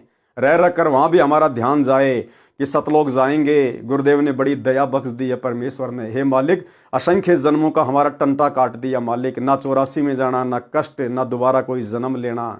इस प्रकार के विचार हमारे मन में आने चाहिए कि भगवान मेरा तो लास्ट जन्म बना दो आप। ये गुरुदेव आपके चरण धो धो पीऊंगा परमात्मा, कुत्ते की तरह मैं आपके चरणों को चाटूंगा रोजाना। इस प्रकार के भाव हमारे मन ही मन में आने चाहिए सुमरण करते समय। और ध्यान हमारे गुरुदेव के आसपास, उसको कहते हैं सूक्ष्म शरीर में कुंज कमल में बैठ के सुमरण करना लगन के साथ, जैसे हाथी ने डूबते समय निरंकार भाव से जाप किया था। इस भाव से काल के दुखों से, मतलब अपने आप को दुखी समझकर, दुखी तो हम हैं ही, नहीं पता था तो गुरुदेव ने आके बता दिए यहाँ के दुख, कि 1 सेकंड में यहां पर तेरा एक्सीडेंट हो जाए, बस में आग लग जाए, जिंदा जल जाए, पकोड़ा बन जाएगा, अगले जन्म में उठा के तेरे को सूअर बना देगा, बन जाना फिर तू राजा महाराजा। तो ये कष्ट हमारे को ध्यान होने चाहिए कि ये मिट्टी का पुतला है, आग में ये जल जाए, पानी में ये डूब जाए, कोई चक्कू मार दे तो ये मर जाए, बीमारी से ये मर जाए, हैं? इसका कोई स्टैंड है? और फिर भी हम इसके अंदर मगन होके फूल रहे हैं, जिम में जा रहे हैं, गेम खेल रहे हैं, राजनीति में जा रहे हैं, और कब इस गुब्बारे की हवा निकल जाए पता नहीं। तो ये है काल के दुख। इन दुखों को याद रख के जो गुरुदेव ने अपने सत्संगों में हमें बता दिए हैं, हमने गुरुदेव के ज्ञान आधार से इन दुखों को याद रखना है। अब ये परमात्मा हमें इतना सुख दे देगा कि हमारे को भूल पड़ने लग जाएगी। ये ज्ञान इसीलिए दिया गुरुदेव ने कि बच्चों, तुम्हें तुम्हारी 84 लाख योनियों के असहनीय कष्ट याद नहीं है। तो गुरुदेव ने हमें आज ज्ञान क्यों दिया, सत्संग क्यों सुनाए, सृष्टि रचना क्यों सुनाई, कि हमने यदि 84 लाख योनियों के कष्ट नहीं देखे हैं वर्तमान में, हमें याद नहीं, हम भूल चुके हैं, तो गुरुदेव के सत्संगों को आधार बनाकर जो गुरुदेव ने जो वचन बोल दिए, उन वचनों को सत्य मानकर हमने उन कष्टों को याद करना है। जो 84 लाख योनियों में होने वाले कष्ट गुरुदेव हमें बता रहे हैं। और हमारे आसपास में जो पशु पक्षी हैं वो कितना दुख उठाते हैं। सर्दियों में हम तो लेके रजाई कम्बल अपने घर में सो जाते हैं दरवाजे बंद करके, वो जानवर देखो बाहर नंगे नीचे कितनी ठंडक होती है, शीत लहर चल रही है, धुंध पड़ रही है, भूखे प्यासे, ऊपर से दूसरे जीवों का डर, सोचिए उनकी क्या हालत है। तो इस प्रकार से हमने अपने आसपास के जो प्राणी हैं उनको देख कर भी और गुरुदेव के ज्ञान को आधार बनाकर हमने 84 लाख योनियों के कष्टों को ध्यान में रखना है कि ना जाने मैं कितनी बार ये कष्ट भोग चुका हूं, और आज यदि मौका चूक गया, गुरुदेव की मर्यादाओं में रहकर यदि मैंने भक्ति पूरी नहीं की, तो फिर से वही कष्ट मेरे सामने हैं। तो इस प्रकार से हम जब सुमरण करेंगे, भक्ति पे चलेंगे, तो ना तो इस मन को कोई बकवाद दिखाई देगी, फिर ना तो आप कभी राजनीति कर सकते, ना स्टेडियम बना सकते, ना हॉस्पिटल बना सकते, ना गुंडों की सीबीआई जांच का समर्थन कर सकते, ना जाट आरक्षण में जाके बैठ सकते, ना अपनी मेहनत का पैसा आप उनको पात्रों को चंदे के रूप में दे सकते, ना आप जाट भवन बनवा सकते, ना आप कोई बकवाद कर सकते। ये बकवाद वही करेगा जिसके हृदय में अभी गुरुदेव का ज्ञान नहीं उतरा है। साधक कहता है कि हमारे को तो सब स्थानों पर आप ही दिखाई देते हो, आप ही की शक्ति से सब धुनी आती है, सुन भी आप ही लगते हो, क्योंकि आपकी शक्ति से सब बने हैं। इस कबीर परमेश्वर सतगुरु रामपाल जी की शक्ति से सब कुछ बना है। 21 ब्रह्मांड इस गुरुदेव भगवान ने इस काल को भीख में दिए, 5 तत्व 3 गुण जिससे इसने सारी रचना कर रखी है, गुरुदेव ने उसकी झोली में डाले टुकड़े, जैसे हम लोग किसी कुत्ते को रोटी के टुकड़े डालते हैं, ऐसे गुरुदेव ने काल को कुत्ता समझकर उसको रोटी के टूक डाले। जमजोरा जहां से डरे मिटे कर्म के लेख, अदली असल कबीर है कुल के सतगुरु एक। और काल जो पीसना जोरा है पणिहार, और ये 2 असली मजदूर हैं मेरे साहिब के दरबार। इनमें आपसे दूसरी वस्तु कौन है, जो आता जाता है वह कौन है, यानी जन्म मरण हमारा किस लिए है। उत्तर दिया है कि इस जन्म मरण का मूल कारण अविद्या यानी तत्व ज्ञान का अभाव है, जिस कारण से जन्म मरण के फेर यानी चक्कर को नहीं समझ सके, जो कर्मों के कारण हो रहा है। सत्य भक्ति के अभाव से 5 तत्व तथा 25 प्रकृति अपने स्वभाव से कर्म कराकर जीवन नष्ट करा देती हैं, फिर अपने अपने भागों में बांट ले जाती है। सत्य नाम बिन यह शरीर रूपी नगर सूना यानी खाली है। इस शरीर में इच्छाओं तथा इच्छा पूर्ण न होने की चिंता तथा अन्य दुख सुख का ढोल बज रहा है, शोर हो रहा है। जैसे लड़का उत्पन्न हुआ तो खुशी का शोर, उस शोर में भगवान भूल गया, फिर लड़का मर गया, फिर दुख की रोराहट हाहाकार रूपी शोर, उस शोर में भी परमात्मा भूल गया। इस प्रकार ये जीवन इस चूं-चूं में समाप्त हो जाता है। कभी धन इकट्ठा करने के विचारों का शोर, इस प्रकार मानव शरीर का मूल कार्य छोड़कर जीवन अंत कर दिया। लूट ने लूटी बंदगी यानी राम नाम इकट्ठा नहीं किया। हे हंस हे भोले मानव, भोर हो गया यानी सवेरा हो गया, तेरा शरीर छूट गया यानी मृत्यु हो गई। जैसे भोर सुबह नींद खुलती है, सौपन समाप्त होता है, तो सौपन में बना राजा अपनी झोपड़ी में खटिया पर पड़ा होता है। इसी प्रकार मानव शरीर में रहते सहते भक्ति नहीं की तो फिर 84 लाख योनियों के शरीर में पड़े हुए मिलेंगे। इसी प्रकार मानव शरीर में भक्ति नहीं की तो मृत्यु उपरांत पशु पक्षी वाली योनि रूपी खटिया पर पड़ा होगा, यानी पशु पक्षी बनकर कष्ट पे कष्ट उठाएगा। गरीब अगम निगम को खोज ले, बुद्धि विवेक विचार, उदय अस्त का राज दे तो बिन नाम बेगार। गरीब अगम निगम को खोज ले, यानी गुरुदेव भगवान हमें समझाना चाहते हैं कि गुरुदेव के ज्ञान को आधार बनाकर अपने पहले के असंख्य जन्म और उन जन्मों में उठाए कष्ट, और यदि आज सही भक्ति नहीं करी तो आगे क्या बनेगा। कहते हैं अगम निगम को खोज ले, बुद्धि विवेक विचार, थोड़ा सा विचार करके उदय अस्त का राज दे तो बिन नाम बेगार। अगर तेरे को कोई पूरी पृथ्वी का राजा बना दे और यदि तेरे पास में सतनाम नहीं है, गुरु का नाम नहीं है, तो तेरे लिए मिट्टी है, कुछ भी नहीं है। वो राज भोग कर भी तू 84 में जाएगा। भावार्थ, संत गरीबदास जी ने परमेश्वर कबीर जी द्वारा दिया यथार्थ आध्यात्मिक ज्ञान बताया है कि हे मानव, अगम यानी भविष्य का, आगे के जीवन का, और निगम यानी दुख रहित होने का विवेक वाली बुद्धि से विशेष विवेचन करके विचार कर। यदि मानव के पास सत्य नाम गुरु से प्राप्त नहीं है, और उदय जहां से पृथ्वी पर सवेरा होता है, अस्त जहां सूरज छिपता है शाम होती है, वहां तक का राज्य यानी पूरी पृथ्वी का राज्य भी दे दिया जाए तो वह तो बेगार की तरह है। जैसे जब भारत देश अंग्रेजों का गुलाम था तो उस समय जो इंग्लैंड का राजा था उसके पास में उदय अस्त का राज था, पूरी पृथ्वी पर उसका शासन था। उदय अस्त का राज का मतलब क्या है कि जिस समय भारत में सूर्य उदय होता था उस समय अमेरिका में सूर्य छिप जाता था, और जिस समय अमेरिका में सूर्य उदय होता था तो भारत में सूर्य छिप जाता था। यानी उसका इतनी बड़ी पृथ्वी पर राज्य था इंग्लैंड का, उसको कहते हैं उदय अस्त का राज। तो कहते हैं अगर तुझे इतना बड़ा राज भी दे दिया जाए और यदि तेरे पास सतगुरु का सच्चा नाम नहीं है तो भी तू गधा बनेगा अंत में। बेगार की परिभाषा, सन 1970 के आसपास पेट्रोल से चलने वाले बड़े 3 पहियों वाले टेम्पू, 3 व्हीलर टेम्पू चले थे। एक दिन एक टेम्पू वाला अपने मार्ग पर नहीं आया। अगले दिन उससे पूछा कि कल क्यों नहीं आए, तो उसने बताया कि कल बेगार में चला गया था।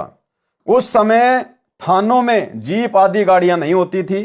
यदि पुलिस ने कहीं छापा रेड मारना होता तो किसी टेम्पू या 4 व्हीलर को शाम को थाने में पकड़ कर लाते, रात्रि में या दिन में जहां भी जाना होता उसको ले जाते। मालिक ही ड्राइवर होता था या मालिक का किराए का ड्राइवर होता था। तेल पेट्रोल भी गाड़ी वाले अपने पास से डलवाते थे। सारी रात सारा दिन उसको चलाते रहते थे। शाम को देर रात पुलिस वाले उसे छोड़ते थे।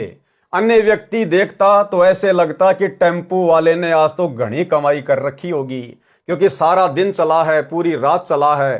परंतु उस टेम्पू वाले ने बताया कि अपने पास से 200 रुपए, वर्तमान के 10,000 रुपए तेल में और खाने में खर्च हो गए, किराया 1 रुपए नहीं मिला। गाड़ी की घिसाई यानी चलने से हुई टूट फूट वह अलग खर्च हुआ। बेगार का अर्थ है कि आय बिल्कुल नहीं, यानी कमाई बिल्कुल नहीं, तथा मेहनत अधिक होती है, खर्च भी अधिक होता है, इसको बेगार कहते हैं। इसी प्रकार अपने पूर्व जन्म के तप तथा दान धर्म से राजा बनता है। राजा बनने पर जो सुख सुविधाएं उसे प्राप्त होती हैं उनमें उस राजा के पुण्य खर्च होते हैं। यदि वह राजा पूरे गुरु से भक्ति के वास्तविक नाम लेकर भक्ति नहीं करता तो उसको पुण्य की कमाई नहीं होती। पुण्य का खर्च राज के ठाट में दिन रात समाप्त होता रहता है। जो सत्य भक्ति नहीं करता वह राजा बेगार कर रहा है। और भाई जिस राजा को ये भक्ति का ज्ञान हो जाएगा फिर वो राज नहीं कर सकता।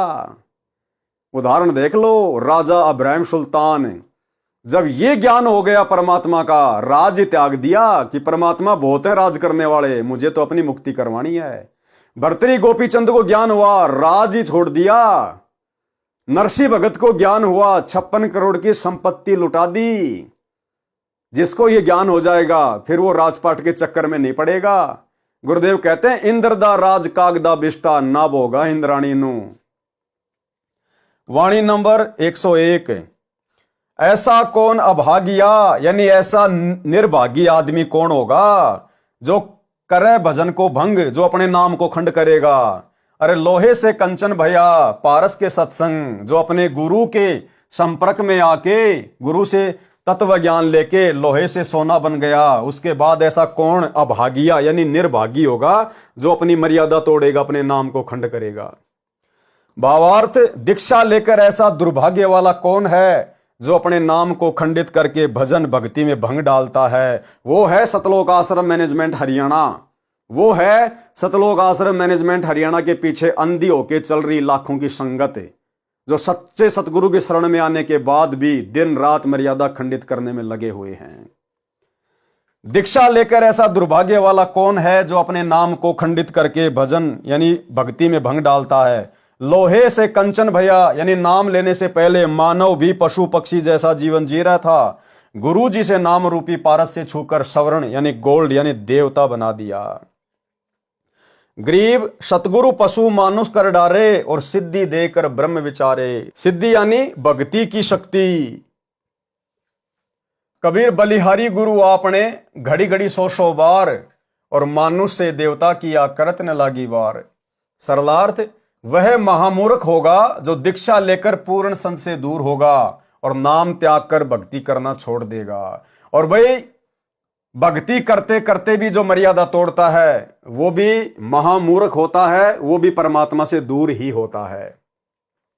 वाणी नंबर 101 से 112। गरीब पारस तुमरा नाम है, लोहा हमरी जात, जड़ से तीजड़ पलटिया तुमको के तिक बात। गरीब बिन भक्ति क्या होत है, ध्रुव को पूछो जाई, सवा शेर अन पावते, अटल राज दिया ताही।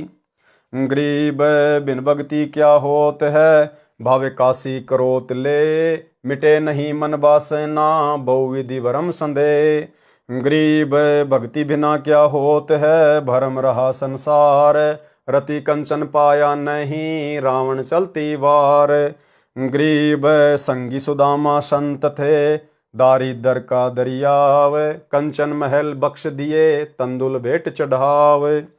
गरीब 2 कोडी का जीव था, सेना जात गुलाम, भक्ति हेत ग्रह आईया, धर्या स्वरूप हजाम।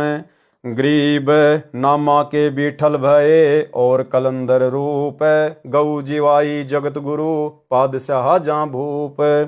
गरीब पीपा को परचा हुआ, मिले भगत भगवान, सीता सुधी साबित रहे, दारामती निधान। गरीब धना भक्ति की धुन लगी, बीज दिया निजदान, सूखा खेत हरा हुआ, काकर बोई जान। गरीब रैदास रंगीला रंग है, दिए जनेऊ तोड़, जग जो नार चोले धरे, एक रैदास एक गोड। गरीब मांझी मर्द कबीर है, जगत करे उपहास, केशो बंजारा भया, भगत बढ़ाया दास।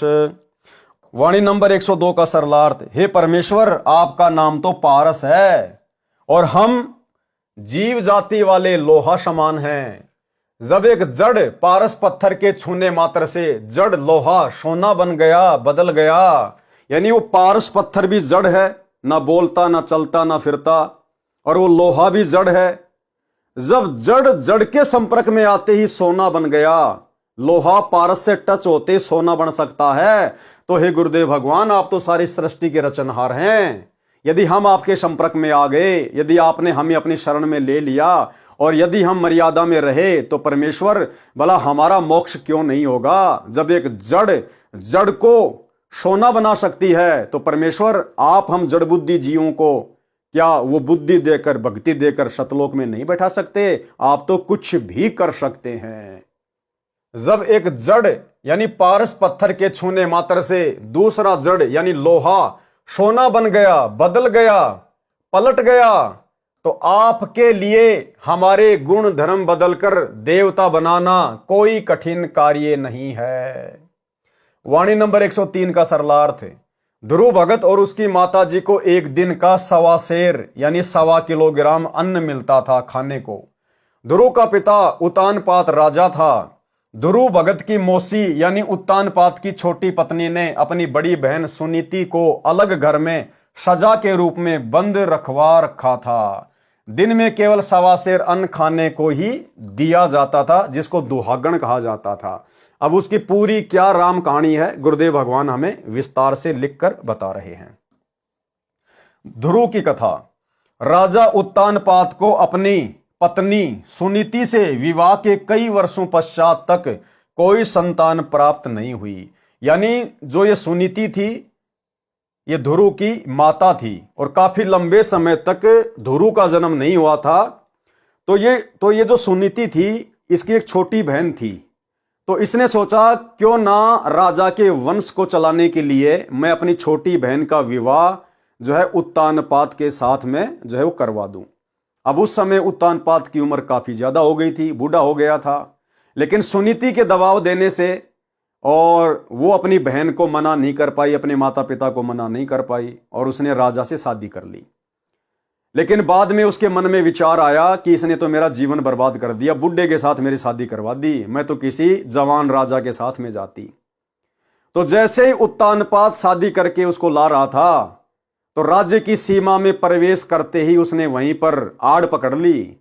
बोला, महाराज आगे मैं उस समय चलूंगी जब मेरी ये शर्तें मानोगे। क्या शर्त? कि मेरे से जो बेटा उत्पन्न होगा उसी को राजा बनाया जाएगा, और जो मेरी बहन है उसको महल से बाहर रखा जाएगा। उसको दुहागन आप जब तक नहीं करोगे, दुहागन का मतलब जब तक आप उसको अपनी रानी के पद से निष्कासित नहीं कर दोगे, तब तक मैं आगे नहीं जाऊंगी। तो राजा ने उसकी बात मान ली। राजा उत्तानपाद को अपनी पत्नी सुनीति से विवाह के कई वर्षों पश्चात तक कोई संतान प्राप्त नहीं हुई। एक दिन नारद जी ने रानी सुनीति से बताया कि राजा का दूसरा विवाह होगा तो आपको भी संतान प्राप्त होगी और उस नई पत्नी को भी संतान प्राप्त होगी। राजा का वृद्ध अवस्था में दूसरा विवाह हुआ। छोटी पत्नी ने नगर की सीमा पर आकर राजा से वचनबद्ध होकर अपनी शर्त मानने पर विवश किया कि मैं तेरे घर तब चलूंगी जब तू मेरी बहन को, जो आपकी पत्नी है, जाते ही घर से निकालकर दूसरे मकान में रखेगा, उसको 1.25 सेर अन्न खाने को प्रतिदिन देगा तथा मेरे गर्भ से उत्पन्न पुत्र को राज्य देगा। सुनीति ही अपने माता पिता के पास से जिद करके अपनी छोटी बहन सुरीति को मांग कर लाई थी। सुरीति को दुख था कि इसने मेरे जीवन से खिलवाड़ किया है, कि एक बुढ़े से मेरा विवाह कराया है। राजा ने विवश होकर यह शर्त मान ली। कुछ वर्ष पश्चात बड़ी रानी सुनीति ने एक लड़के को जन्म दिया, उसका नाम ध्रुव रखा। बाद में छोटी रानी सुरीति को लड़का हुआ, उसका नाम उत्तम रखा। जब ध्रुव की आयु 5 वर्ष तथा उत्तम की 4 वर्ष की हुई तो उत्तम का जन्मदिन भी कुछ महीने पश्चात ही था। राजा ने छोटी रानी के कहने से उत्तम का जन्मदिन मनाया। ध्रुव का जन्मदिन ईर्ष्यावश नहीं मनाने दिया, यानी जो छोटी रानी थी उसने अपनी बड़ी बहन के लड़के ध्रुव का जन्मदिन नहीं मनाने दिया। नगर में धूमधाम थी। ध्रुव ने भी अपने घर से, जो नगरी से दूर एक बाग में था, जन्मदिन को देखने जाने की जिद की। माता सुनीति ने कहा कि बेटा, तेरा उस नगर में कोई स्थान नहीं है, परंतु ध्रुव बच्चा था, जिद करके चला गया। राजा सिंहासन पर बैठा था, साथ में रानी बैठी थी। उत्तम अपनी माता के साथ गोडों यानी गोद में बैठा था। ध्रुव जाकर पिता के गोडों में सिंहासन पर बैठ गया। अब वो 4-5 साल का बच्चा, उसको क्या पता, वो जाके अपने जो है पिताजी के गोद में बैठ गया। सुरती को ईर्ष्या तो थी ही, उसने उठकर ध्रुव का हाथ पकड़कर सिंहासन से नीचे गिरा दिया, लात मारी और कहा कि यह स्थान शोतन के पुत्र के लिए नहीं है, इस पर उत्तम का अधिकार है। ध्रुव रोने लगा और पिता की ओर देखने लगा। सोचा कि पिताजी बुलाएगा, फिर से अपने पास बैठाएगा, परंतु ऐसा नहीं हुआ। आसपास अन्य मंत्री बैठे थे, नाच गाना हो रहा था, सब ये घटना देख रहे थे। ध्रुव रोता हुआ अपनी मां के पास गया। माता को पहले ही पता था कि बेटे के साथ क्या होगा। आते ही ध्रुव को अपने सीने से लगाया और कहा कि बेटा, मैंने तेरे को इसलिए मना किया था कि तू वहां न जा। ध्रुव ने मां से पूछा कि मां, राजा कौन बनता है? माता ने कहा कि बेटा, राजा भगवान बनाता है। यानी ध्रुव ने पूछा कि माता, राजा कौन बनाता है? तो उसकी मां ने कहा कि बेटा, राजा भगवान बनाता है। आजकल की माताओं की तरह नहीं कि बेटा तू पढ़ लिख बड़ा अधिकारी बन जा, लोगों को लूट, 2 नंबर के काम कर, तब तू बड़ा आदमी बनेगा। नहीं, उसकी माता सुनीति ने कहा कि बेटा, ये राजपद ये भगवान देता है, भगवान बनाता है। माता ने कहा कि बेटा, राजा भगवान बनाता है। ध्रुव ने कहा, भगवान कहाँ है, कैसे मिलता है? माता ने स्वाभाविक कह दिया कि भगवान जंगल में तपस्या करने से मिलता है। ध्रुव ने कहा कि माँ, मैं वन में जाकर तपस्या करके भगवान को प्राप्त करके राजा बनूंगा। देखो भाई और बहनों, आज परमात्मा हमारे पास में आया हुआ है। आज हमारे घर घर में परमात्मा बैठा है। ध्रुव तो परमात्मा को ढूंढने जंगल में गया था और परमात्मा इस 21 ब्रह्मांड रूपी जंगल में हमें ढूंढ रहे हैं। गोता मारू स्वर्ग में, जा बैठो पाताल, गरीब दास ढूंढता फिर वो अपने हीरे मोती लाल। और आज हम अपने परमपिता परमात्मा को पहचान नहीं रहे, अपने गुरुदेव को नहीं पहचान रहे हम। ध्रुव ने कहा कि माँ, मैं जंगल में जाकर तपस्या करके भगवान को प्राप्त करके राजा बनूंगा। ये कहकर घर छोड़कर जंगल की ओर जाने लगा। उसी समय रानी ने नौकर के द्वारा राजा को संदेश भेजा कि ध्रुव जंगल में जाने की जिद कर रहा है, उसको संभाल लो। राजा तुरंत वहां पर आया और ध्रुव से कहा कि बेटा, ऐसा न कर, मैं तेरे को आधा राज्य दे दूंगा। ध्रुव ने कहा कि नहीं, आप तो छोटी माता से डरते हो, आप नहीं दे पाओगे, मैं तो भगवान से राज्य प्राप्त करूंगा। परमात्मा कहते हैं, जतन चाहिए राजपाट तो धर ले ध्यान हमारा। अगर तुझे इस गंदे लोक में राजा भी बनना है ना, तो भी मेरी भक्ति कर, उसी से मिलेगा। ये कहकर रोता हुआ घर त्याग कर जंगल चला गया। रास्ते में नारद जी मिले। अब भाई और बहनों, नारद जी नहीं था, ये खुद परमात्मा सतगुरु रामपाल जी भगवान। ये परमात्मा अपनी आत्माओं के लिए दुखी होता है, परेशान होता है। सोच छल छिद्र मैं करूं अपने जन के काज। ये परमात्मा नारद का रूप बना के आए तुरंत अपनी प्यारी आत्मा के लिए। क्योंकि भाई और बहनों, उस जन्म में ध्रुव कोई भक्ति नहीं कर रहा था, कोई नाम जाप नहीं कर रहा था, कोई उसका गुरु नहीं था। लेकिन इस कलयुग की पिछली पीढ़ी में ध्रुव कभी न कभी सतगुरु रामपाल जी भगवान के चरणों में आकर और फिर अपनी नादानी से इस मार्ग को त्याग गया था। तो आज की जो भक्ति है उसकी, इस भक्ति के प्रतिफल में परमात्मा फिर हमारे लिए भटकते हैं, तरह तरह के रूप बनाते हैं, दुखी होते हैं परमात्मा। रास्ते में नारद जी मिले। उन्होंने पूछा कि कहाँ चले। ध्रुव ने कहा कि मेरी मौसी ने मेरे को लात मारकर पिता के पास से भगा दिया। कहा कि इस राज्य पर तेरा अधिकार नहीं है, उत्तम का अधिकार है। माँ ने बताया कि राज्य भगवान देता है, मैं तपस्या करके भगवान को प्राप्त करके राज्य मांगूंगा। ऋषि जी, नारद ऋषि ने कहा कि पहले गुरु बनाओ, गुरु बिन साधना निष्फल होती है। ध्रुव ने कहा कि आप मेरे गुरु बन जाओ। नारद ने स्वीकार कर लिया।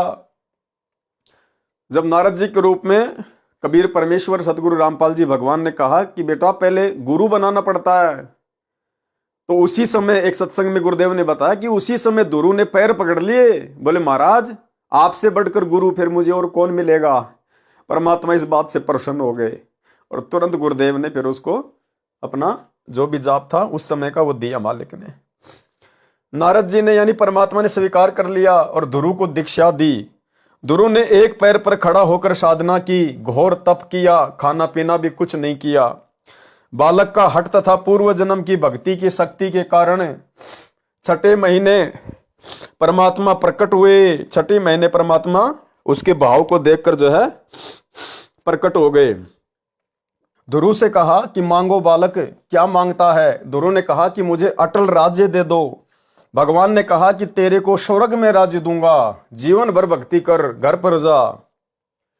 ध्रुव घर पर आ गया। ध्रुव की भक्ति के कारण छोटी माता भी कुछ नम्र हुई और अपनी बड़ी बहन को सामान्य जीवन जीने की आज्ञा दे दी। उत्तम का विवाह हो गया, राज्य भी उत्तम को दिया गया, ध्रुव का भी विवाह हो गया। एक बार गंधर्वों के साथ उत्तम का युद्ध हुआ। युद्ध में उत्तम की मृत्यु हो गई। ध्रुव को पता चला तो गंधर्वों के साथ युद्ध करके विजय प्राप्त की। उत्तम की मृत्यु के पश्चात पृथ्वी का राज्य भी ध्रुव को प्राप्त हुआ तथा उत्तम की पत्नी भी ध्रुव को दी गई। यानी परमात्मा ने सोच छल छिद्र कर दिए। परमात्मा ने सारा खेल चेंज कर दिया अपनी उस प्यारी आत्मा के लिए, उसको राज्य देने के लिए। इस प्रकार ध्रुव भगत को भक्ति करके अटल राज्य स्वर्ग का मिला तथा पृथ्वी का राज्य भी मिला। सुरती को कर्म की सजा भी मिली, जिसने अपनी बड़ी बहन को सताया था, अपने पुत्र को राजा देखना चाहती थी, वह बेटा भी नहीं रहा, जीवन नरक बना दिया गया। वाणी का यही भावार्थ है कि भक्ति के बिना क्या जीवन है। ध्रुव भगत की कथा इसकी गवाह है। कहां तो मां तथा बेटों को कुल 1.25 किलोग्राम अन्न मिलता था, लुखी सुखी रोटी खाते थे। भक्ति करने से पृथ्वी तथा स्वर्ग का राज्य प्राप्त हुआ। जीवन रहा तब तक पृथ्वी पर राज्य किया। मृत्यु के पश्चात स्वर्ग में एक ध्रुव मंडल बनाया। परमात्मा ने अलग से ध्रुव के लिए ध्रुव मंडल बना दिया। उस नगरी पर ध्रुव ने राज्य किया। विवेचन यानी विचार करने योग्य बातें हैं। ध्रुव ने जो हठ योग किया था उससे उसको केवल पूर्व जन्म के संस्कार का ही मिलना था। जैसे पाली को भैंस के सींग में परमात्मा मिल गया था। ध्रुव जब बड़े हुए तब उनको शास्त्रों का ज्ञान हुआ तो शास्त्र विधि अनुसार भक्ति की। उसका फल फिर किसी जन्म में मिलेगा।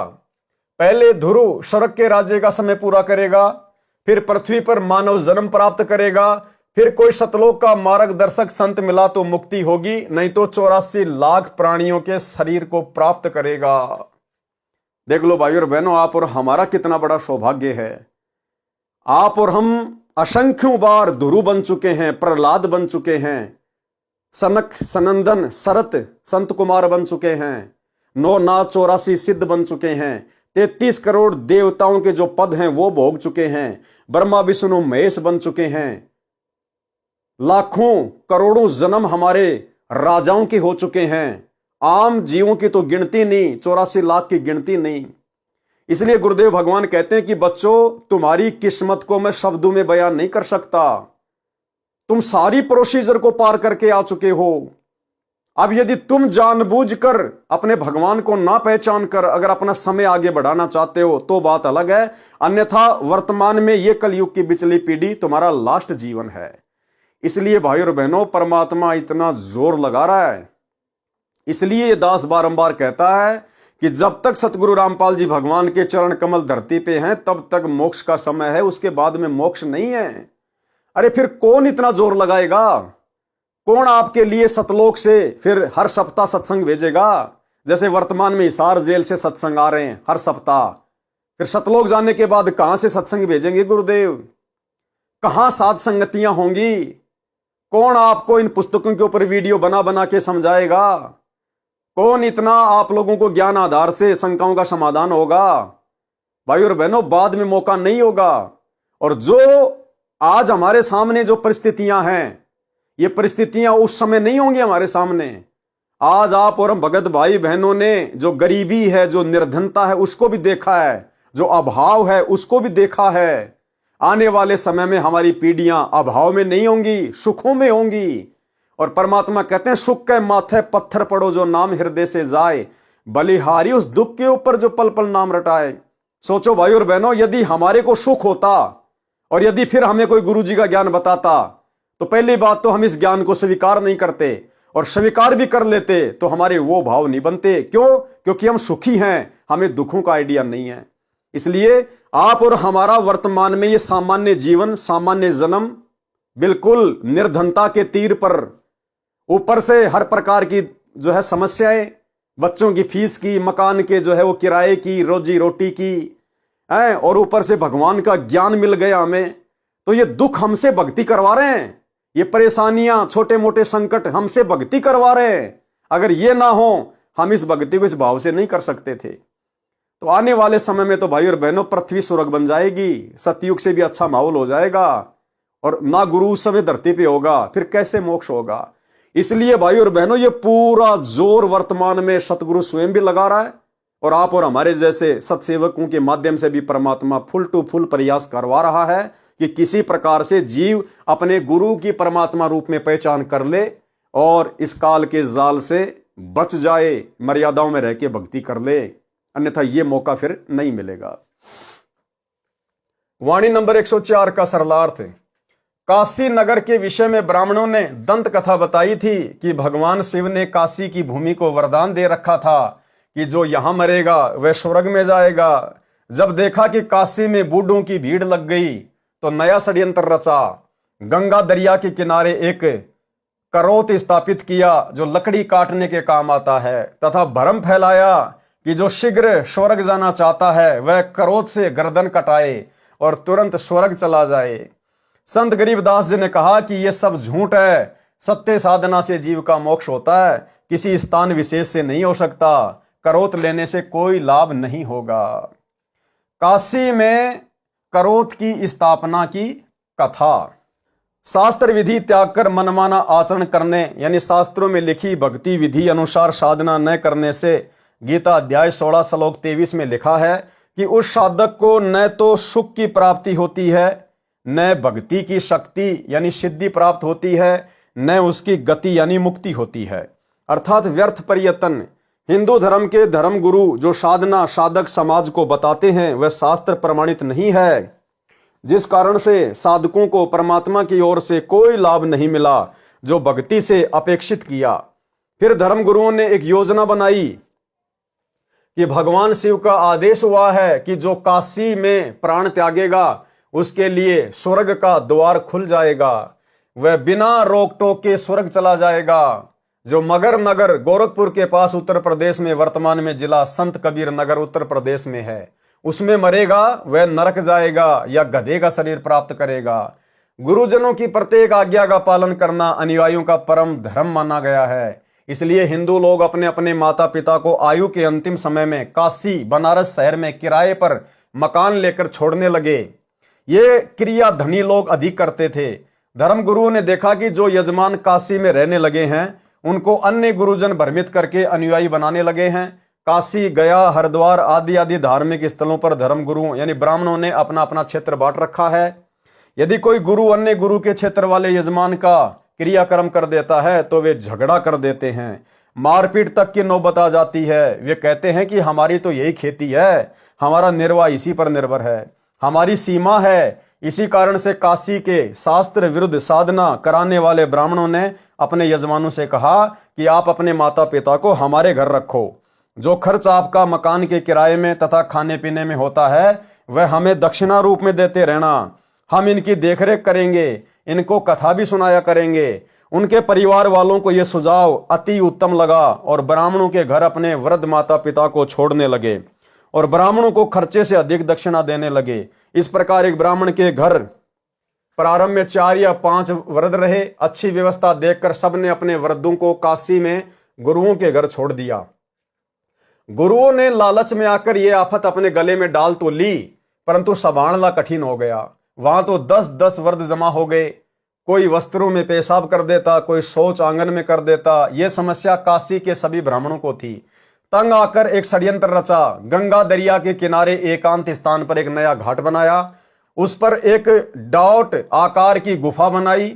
उसके बीच के ऊपर वाले भाग में एक लकड़ी चीरने का आरा यानी करोत दूर से लंबे रस्सों से संचालित लगाया। उस करोत को पृथ्वी के अंदर अंडरग्राउंड रस्सों से लगभग 100 फुट दूर से मानव चलाते थे। ब्राह्मणों ने इस योजना के तहत नया समाचार अपने अनुयायियों को बताया कि परमात्मा का आदेश आया है। पवित्र गंगा दरिया के किनारे एक करोत परमात्मा का भेजा आता है। जो शीघ्र स्वर्ग जाना चाहता है वह करोत से मुक्ति ले सकता है। उसकी दक्षिणा भी बता दी। वृद्ध व्यक्ति अपनी जिंदगी से तंग आकर अपने पुत्रों से कह देते कि पुत्रों, एक दिन तो भगवान के घर जाना ही है, हमारा उद्धार शीघ्र करवा दो। इस प्रकार यह परंपरा जोर पकड़ गई। बच्चे बच्चे की जुबान पर यह परमात्मा का चमत्कार चढ़ गया। अपने अपने वृद्धों को उस करोत से कटाकर मुक्ति मान ली। यह धारणा बहुत दृढ़ हो गई। कभी कभी उस करोत का रस्सा अड़ जाता तो उस मरने वाले से कह दिया जाता था कि तेरे लिए प्रभु का आदेश नहीं आया है। 1 सप्ताह बाद फिर से किस्मत आजमाना। इस तरह की घटनाओं से जनता को और अधिक विश्वास होता चला गया। जिसके नंबर पर करोत नहीं आता था वह दुखी होता था, अपनी किस्मत को कोसता था, मेरा पाप कितना अधिक है, मुझे परमात्मा कब स्वीकार करेगा।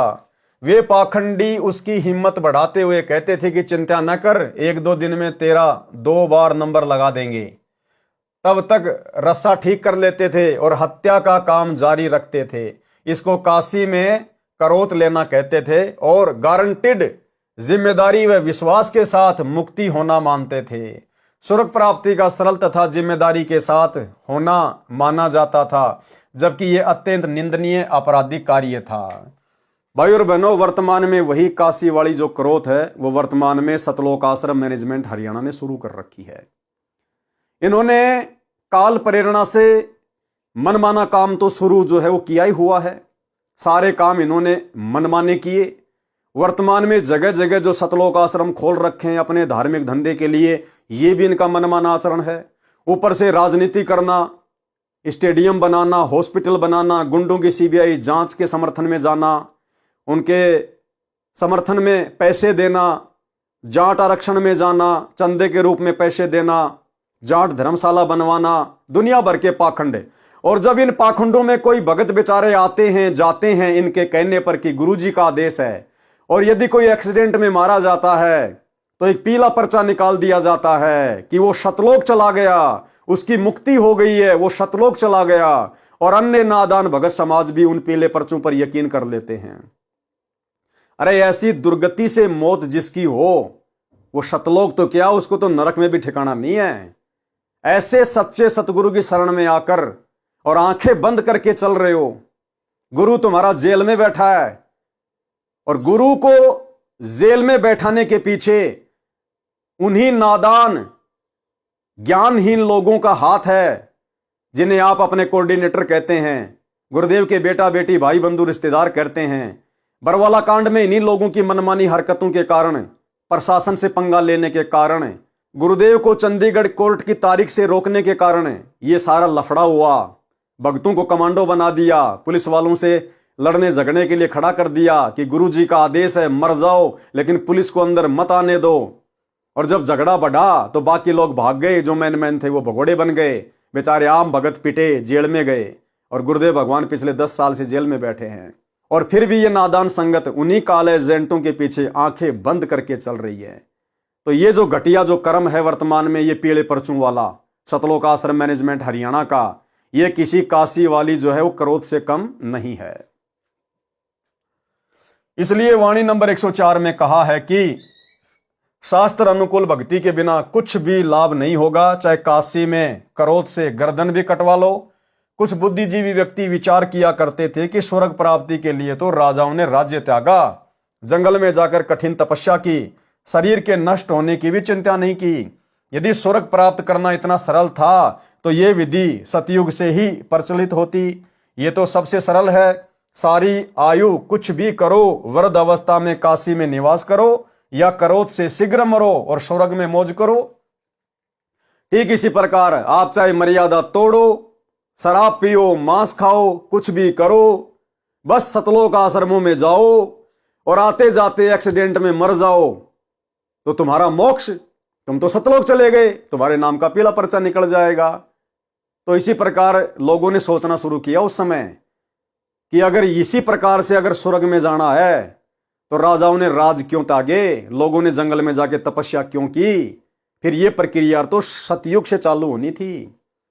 तो आज वर्तमान में जिस प्रकार से सतलोक आश्रमों में जाने वाले जो रास्ते में एक्सीडेंट में मारे जाते हैं और कह दिया जाता है पीला पर्चा निकाल के कि वो सतलोक गया, गुरुजी का आदेश है। अरे भैया, अगर इसी प्रकार से अगर सतलोक जाया जाता है तो संत रामपाल जी ने 1994 से 2014 तक किसी का भी पीला पर्चा नहीं निकाला कि मेरे से नाम लेने के बाद जो एक्सीडेंट में मर गया, जो बीमारी से मर गया, जो फांसी खा के मर गया, वो सब सतलोक गए। उन्होंने कभी कोई पीला पर्चा अपनी जिंदगी में नहीं निकाला इस प्रकार का।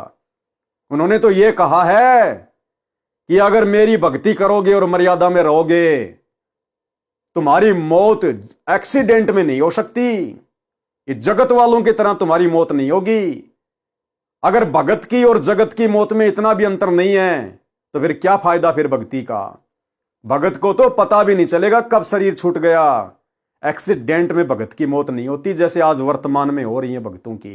सुनिए गुरुदेव का छोटा सा सत्संग। परमात्मा कहते हैं भाई कहाँ जन्मे का पाले पोसे और खूब लड़ाए लाडे, ना बेरा इस देह के कहाँ खंडेंगे हाडे, ना जर बेरा कित मारेगा काल। कबीर कहाँ गर्बियो ये काल गह करके से, ना बेरा कित मारेगा यो के घर के परदेश। कहते हैं के फूला फिर ऐसे छोटे से नकली सुख मान रहा तू, और काल जो है तेरे बाल पकड़ेगा। काल गह कर केश, कर माने हाथ, केस माने बाल, और ना बेरा कित मारेगा के घर के प्रदेश। अब आपने उस आंध्र प्रदेश के मुख्यमंत्री की स्थिति देखी, ने कहा रहे किसी जगह मारेगा काल की तो पानी पैनी अभी ना पावे, वहां पटका ठाक है 3 दिन मत नो बेरा पट्टा उपड़िया कहाँ पर है। तो पुण्यात्माओं, बात ये नहीं कि वो मर गए इस तरीके से, लेकिन जो थोड़े से जिनको हम बड़े व्यक्ति मानते हैं उनकी दुर्गति होती दिखे ना, जब यो मन पापी ठीक ठिकाना आ जाता है। आम आदमी तो रोजमर्रा है उसकी तो चिंता नहीं, मानते नहीं। ऐसे जो जिनको हम सुप्रीम पावर माना थे, मुख्यमंत्री बिरानी के पाड़ मानते थे हम बिना ज्ञान में, और उसकी के दुर्गति हुई। कहते हैं जो भक्ति नहीं करता उनके ये बिरान माटी होंगी, और जो परमात्मा का नाम लेता है उनके साथ ऐसा नहीं होगा, ये गारंटीड बात है। अगर इतना भी अंतर नहीं है तो फिर भगवान की आवश्यकता ही समाप्त हो जाती है। ध्रुव प्रहलाद मीराबाई के इतिहास देख लो। मीराबाई को विष पिलाया गया था, विष भी अमृत बन गया उस परमात्मा की भक्ति और शक्ति से। इसलिए पुण्यात्माओं, आपको जो ये क्रिया कर रहे हैं आपका घनी काम आओगी। अब तो आपको ना इतना महसूस हो रहा है, लेकिन आने वाले समय में कहते हैं कल्पे कारण कौन है, कर सेवा भी काम, और मन इच्छा फल देऊंगा जो पड़े मेरे ते काम। आपका मित्र है मुख्यमंत्री, आपका मित्र है प्रधानमंत्री, आपका एक्सीडेंट हो जाता है, एक्सीडेंट में मृत्यु हो जाती है, वो नहीं बचा सकता, चाहे आपको कितना ही निकटतम है, वो स्वयं अपनी जान नहीं बचा सकता। तो वहां धनी का रोल शुरू हो जाता है, जहां परमात्मा का रोल शुरू होता है, जो ऐसे स्थान पर आपकी रक्षा करेगा। तो हमने इन अन्य सहारों को त्याग कर परमात्मा का आसरा ही लेना चाहिए। तो भाई और बहनों, ये विचार करने की बात है। वर्तमान में इन सतलोक आश्रम वालों का ये पीले परचों वाला कुकर्म जो है, गुरुदेव के नाम की आड़ में जो चल रहा है, ये काशी वाली करोत से कम नहीं है। इसलिए वाणी नंबर 104 में कहा है कि इससे भी कई शंकाएं बनी रहती थी, ये विधि भी संदेह के घेरे में थी। यदि इतना ही मोक्ष मार्ग है तो गीता जैसे ग्रंथ में लिखा होता। ऐसी शास्त्र विरुद्ध क्रिया से मन के विकार भी समाप्त नहीं होते। विकारी जीव का मोक्ष होना बताना संदेह स्पष्ट है। तो इसी प्रकार भाई और बहनों, सतलोक आश्रमों में आते जाते समय या इन आश्रमों में सेवा करते समय जब कोई मिट्टी के नीचे दब के मरता है, कोई ट्रैक्टर के नीचे दब के मरता है, कोई एक्सीडेंट में मरता है और ये कह देते कि वो सतलोक गया, तो भाई ये भी संदेह के घेरे में है। वाणी नंबर 105 का सरलार्थ, श्रीलंका का राजा रावण भी हट करके तप करता था। उसने अपना सिर धड़ से काटकर दोनों हाथों से नीचे से काटकर भगवान तमगुण शिव को 10 बार चढ़ाया था। फिर भगवान ने उसको 10 बार जीवित करके पूछा कि क्या चाहता है भगत। रावण ने सिद्धि, धन तथा लंका का राज्य मांगा, वह दे दिया। पूर्ण परमात्मा की सत्य भक्ति बिना ऐसे जीवन नष्ट हो जाता है। रावण ने सोने के मकान बना रखे थे, ऐसो आराम के सब साधन प्राप्त कर लिए थे, 33 करोड़ देवताओं को अपनी कैद में डाल रखा था, अहंकार से भरकर अत्याचार करता था। श्री रामचंद्र की पत्नी सीता का अपहरण किया। राम तथा रावण का युद्ध हुआ, रावण की युद्ध में मृत्यु हो गई। सब सोना कंचन यहीं छोड़कर चला गया। एक रति 1 ग्राम सोना भी साथ लेकर नहीं गया। इसलिए बताया है कि भक्ति के बिना कुछ लाभ नहीं होता। संसार से तत्व ज्ञान के अभाव से शास्त्र विरुद्ध भक्ति करके भी निराश जाता है, गलत साधनाओं में भटक रहा है। जैसे रावण ने शास्त्र विरुद्ध तमगुण शिव की भक्ति की और शीश भी चढ़ाया, परंतु मोक्ष नहीं मिला और खाली हाथ संसार से गया। रावण ने भगवान शंकर की साधना की, वो भी शास्त्र विरुद्ध आधे अधूरे भगवान की, और 10 बार रावण ने अपने हाथ से अपना शीश काटकर तलवार से शंकर जी के अपने इष्ट के चरणों में चढ़ा दिया, तो भी उसका मोक्ष नहीं और कुत्ते वाली मौत मरा और अंत में 84 लाख है। और यहां गुरुदेव भगवान क्या गारंटी दे रहे हैं कि तुमने कोई शीश नहीं काटना, कोई जंगल में नहीं जाना, कोई घर नहीं छोड़ना। और गुरुदेव कहते हैं करोड़ों शीश तूने दे दिए यमराजा की फेट। इस काल में करोड़ों बार तेरे शीश लिए, कभी तेरे को मुर्गा बना के, कभी बकरा बना के, कभी तेरा मानव जन्म था लड़ाई झगड़े में, या तू कभी सैनिक था, दूसरे जो तेरे जो शत्रु सैनिक थे उन्होंने तेरा सिर काटा, गोली मारी। कहते तूने करोड़ों मानव जन्म इस प्रकार से बर्बाद कर दिए, अपने शीश इस काल को दे दिए। तो कहते करोड़ों शीश तूने दे दिए यमराजा की फेट, और एक शीश दे के देख ले सतगुरु अपने की भेंट। भेंट यानी प्यार से, प्रेम से, काटना नहीं। समर्पित हो जा गुरु जी के वचन पे कि जो मेरे गुरु जी कहेंगे वही करूंगा, उतना ही करूंगा, उनकी मर्यादा में रह के भक्ति करूंगा आजीवन, चाहे कितना ही संघर्ष क्यों ना हो। उसको कहते हैं अपना शीश अपने गुरु जी के चरणों में प्यार प्रेम से भेंट कर देना। तो गुरुदेव कहते हैं आप मुझे एक बार अपना शीश दे दो इसी जन्म में, और ये आधा जन्म तो तुमने भोग लिया, खूब मौज मस्ती कर ली, विकार कर लिए। अब थोड़ा बहुत जो तेरा जीवन बचा है, जो तेरे दुखी होने का समय आ रहा था और मैं तुझे मिल गया, कम से कम नालायक अब आगे का जीवन तो मेरे ऊपर समर्पित कर दे, फिर देखना मैं इसी जन्म में तेरा मोक्ष कर दूंगा, तेरा सदा सदा का झंझट समाप्त कर दूंगा। लेकिन भाई और बहनों, ये जीव इतना भी करने में सक्षम नहीं हो पाता है। वाणी नंबर 106 का सरलार्थ, कथा सुदामा जी को धनी बनाया। तो भाई और बहनों, आज की वीडियो में हम केवल इतना ही लेंगे। धीरे धीरे प्यार प्रेम के साथ गुरुदेव भगवान की इस कथा में हम आगे बढ़ेंगे, क्योंकि ये मुक्ति बोध का सरलार्थ है। मुक्ति बोध का अर्थ है मुक्ति का ज्ञान। तो गुरुदेव ने इतनी अच्छी अच्छी कथाएं, इतनी अच्छी अच्छी रोचक बातें अपने कर कमल से मुक्ति बोध में लिपिबद्ध की हुई हैं। तो हम धीरे धीरे परमेश्वर के कर कमल से लिखित इन कथाओं को सुनेंगे, समझेंगे और अपने जीवन में ढालेंगे, अमल करेंगे। अगर अमल नहीं किया, खाली सुन लिया, तो भी कोई फायदा नहीं है, उल्टा हम परमात्मा के दोषी बनेंगे। तो भाई और बहनों, आज की वीडियो में केवल इतना ही। कल रात्रि 8 बजे सभी भाई बहन फिर से लाइव जुड़िए। तब तक गुरुदेव भगवान हम सबको आज्ञा दे, इजाजत दे, आशीर्वाद दे। बंदी छोड़ सतगुरु रामपाल जी भगवान की जय हो।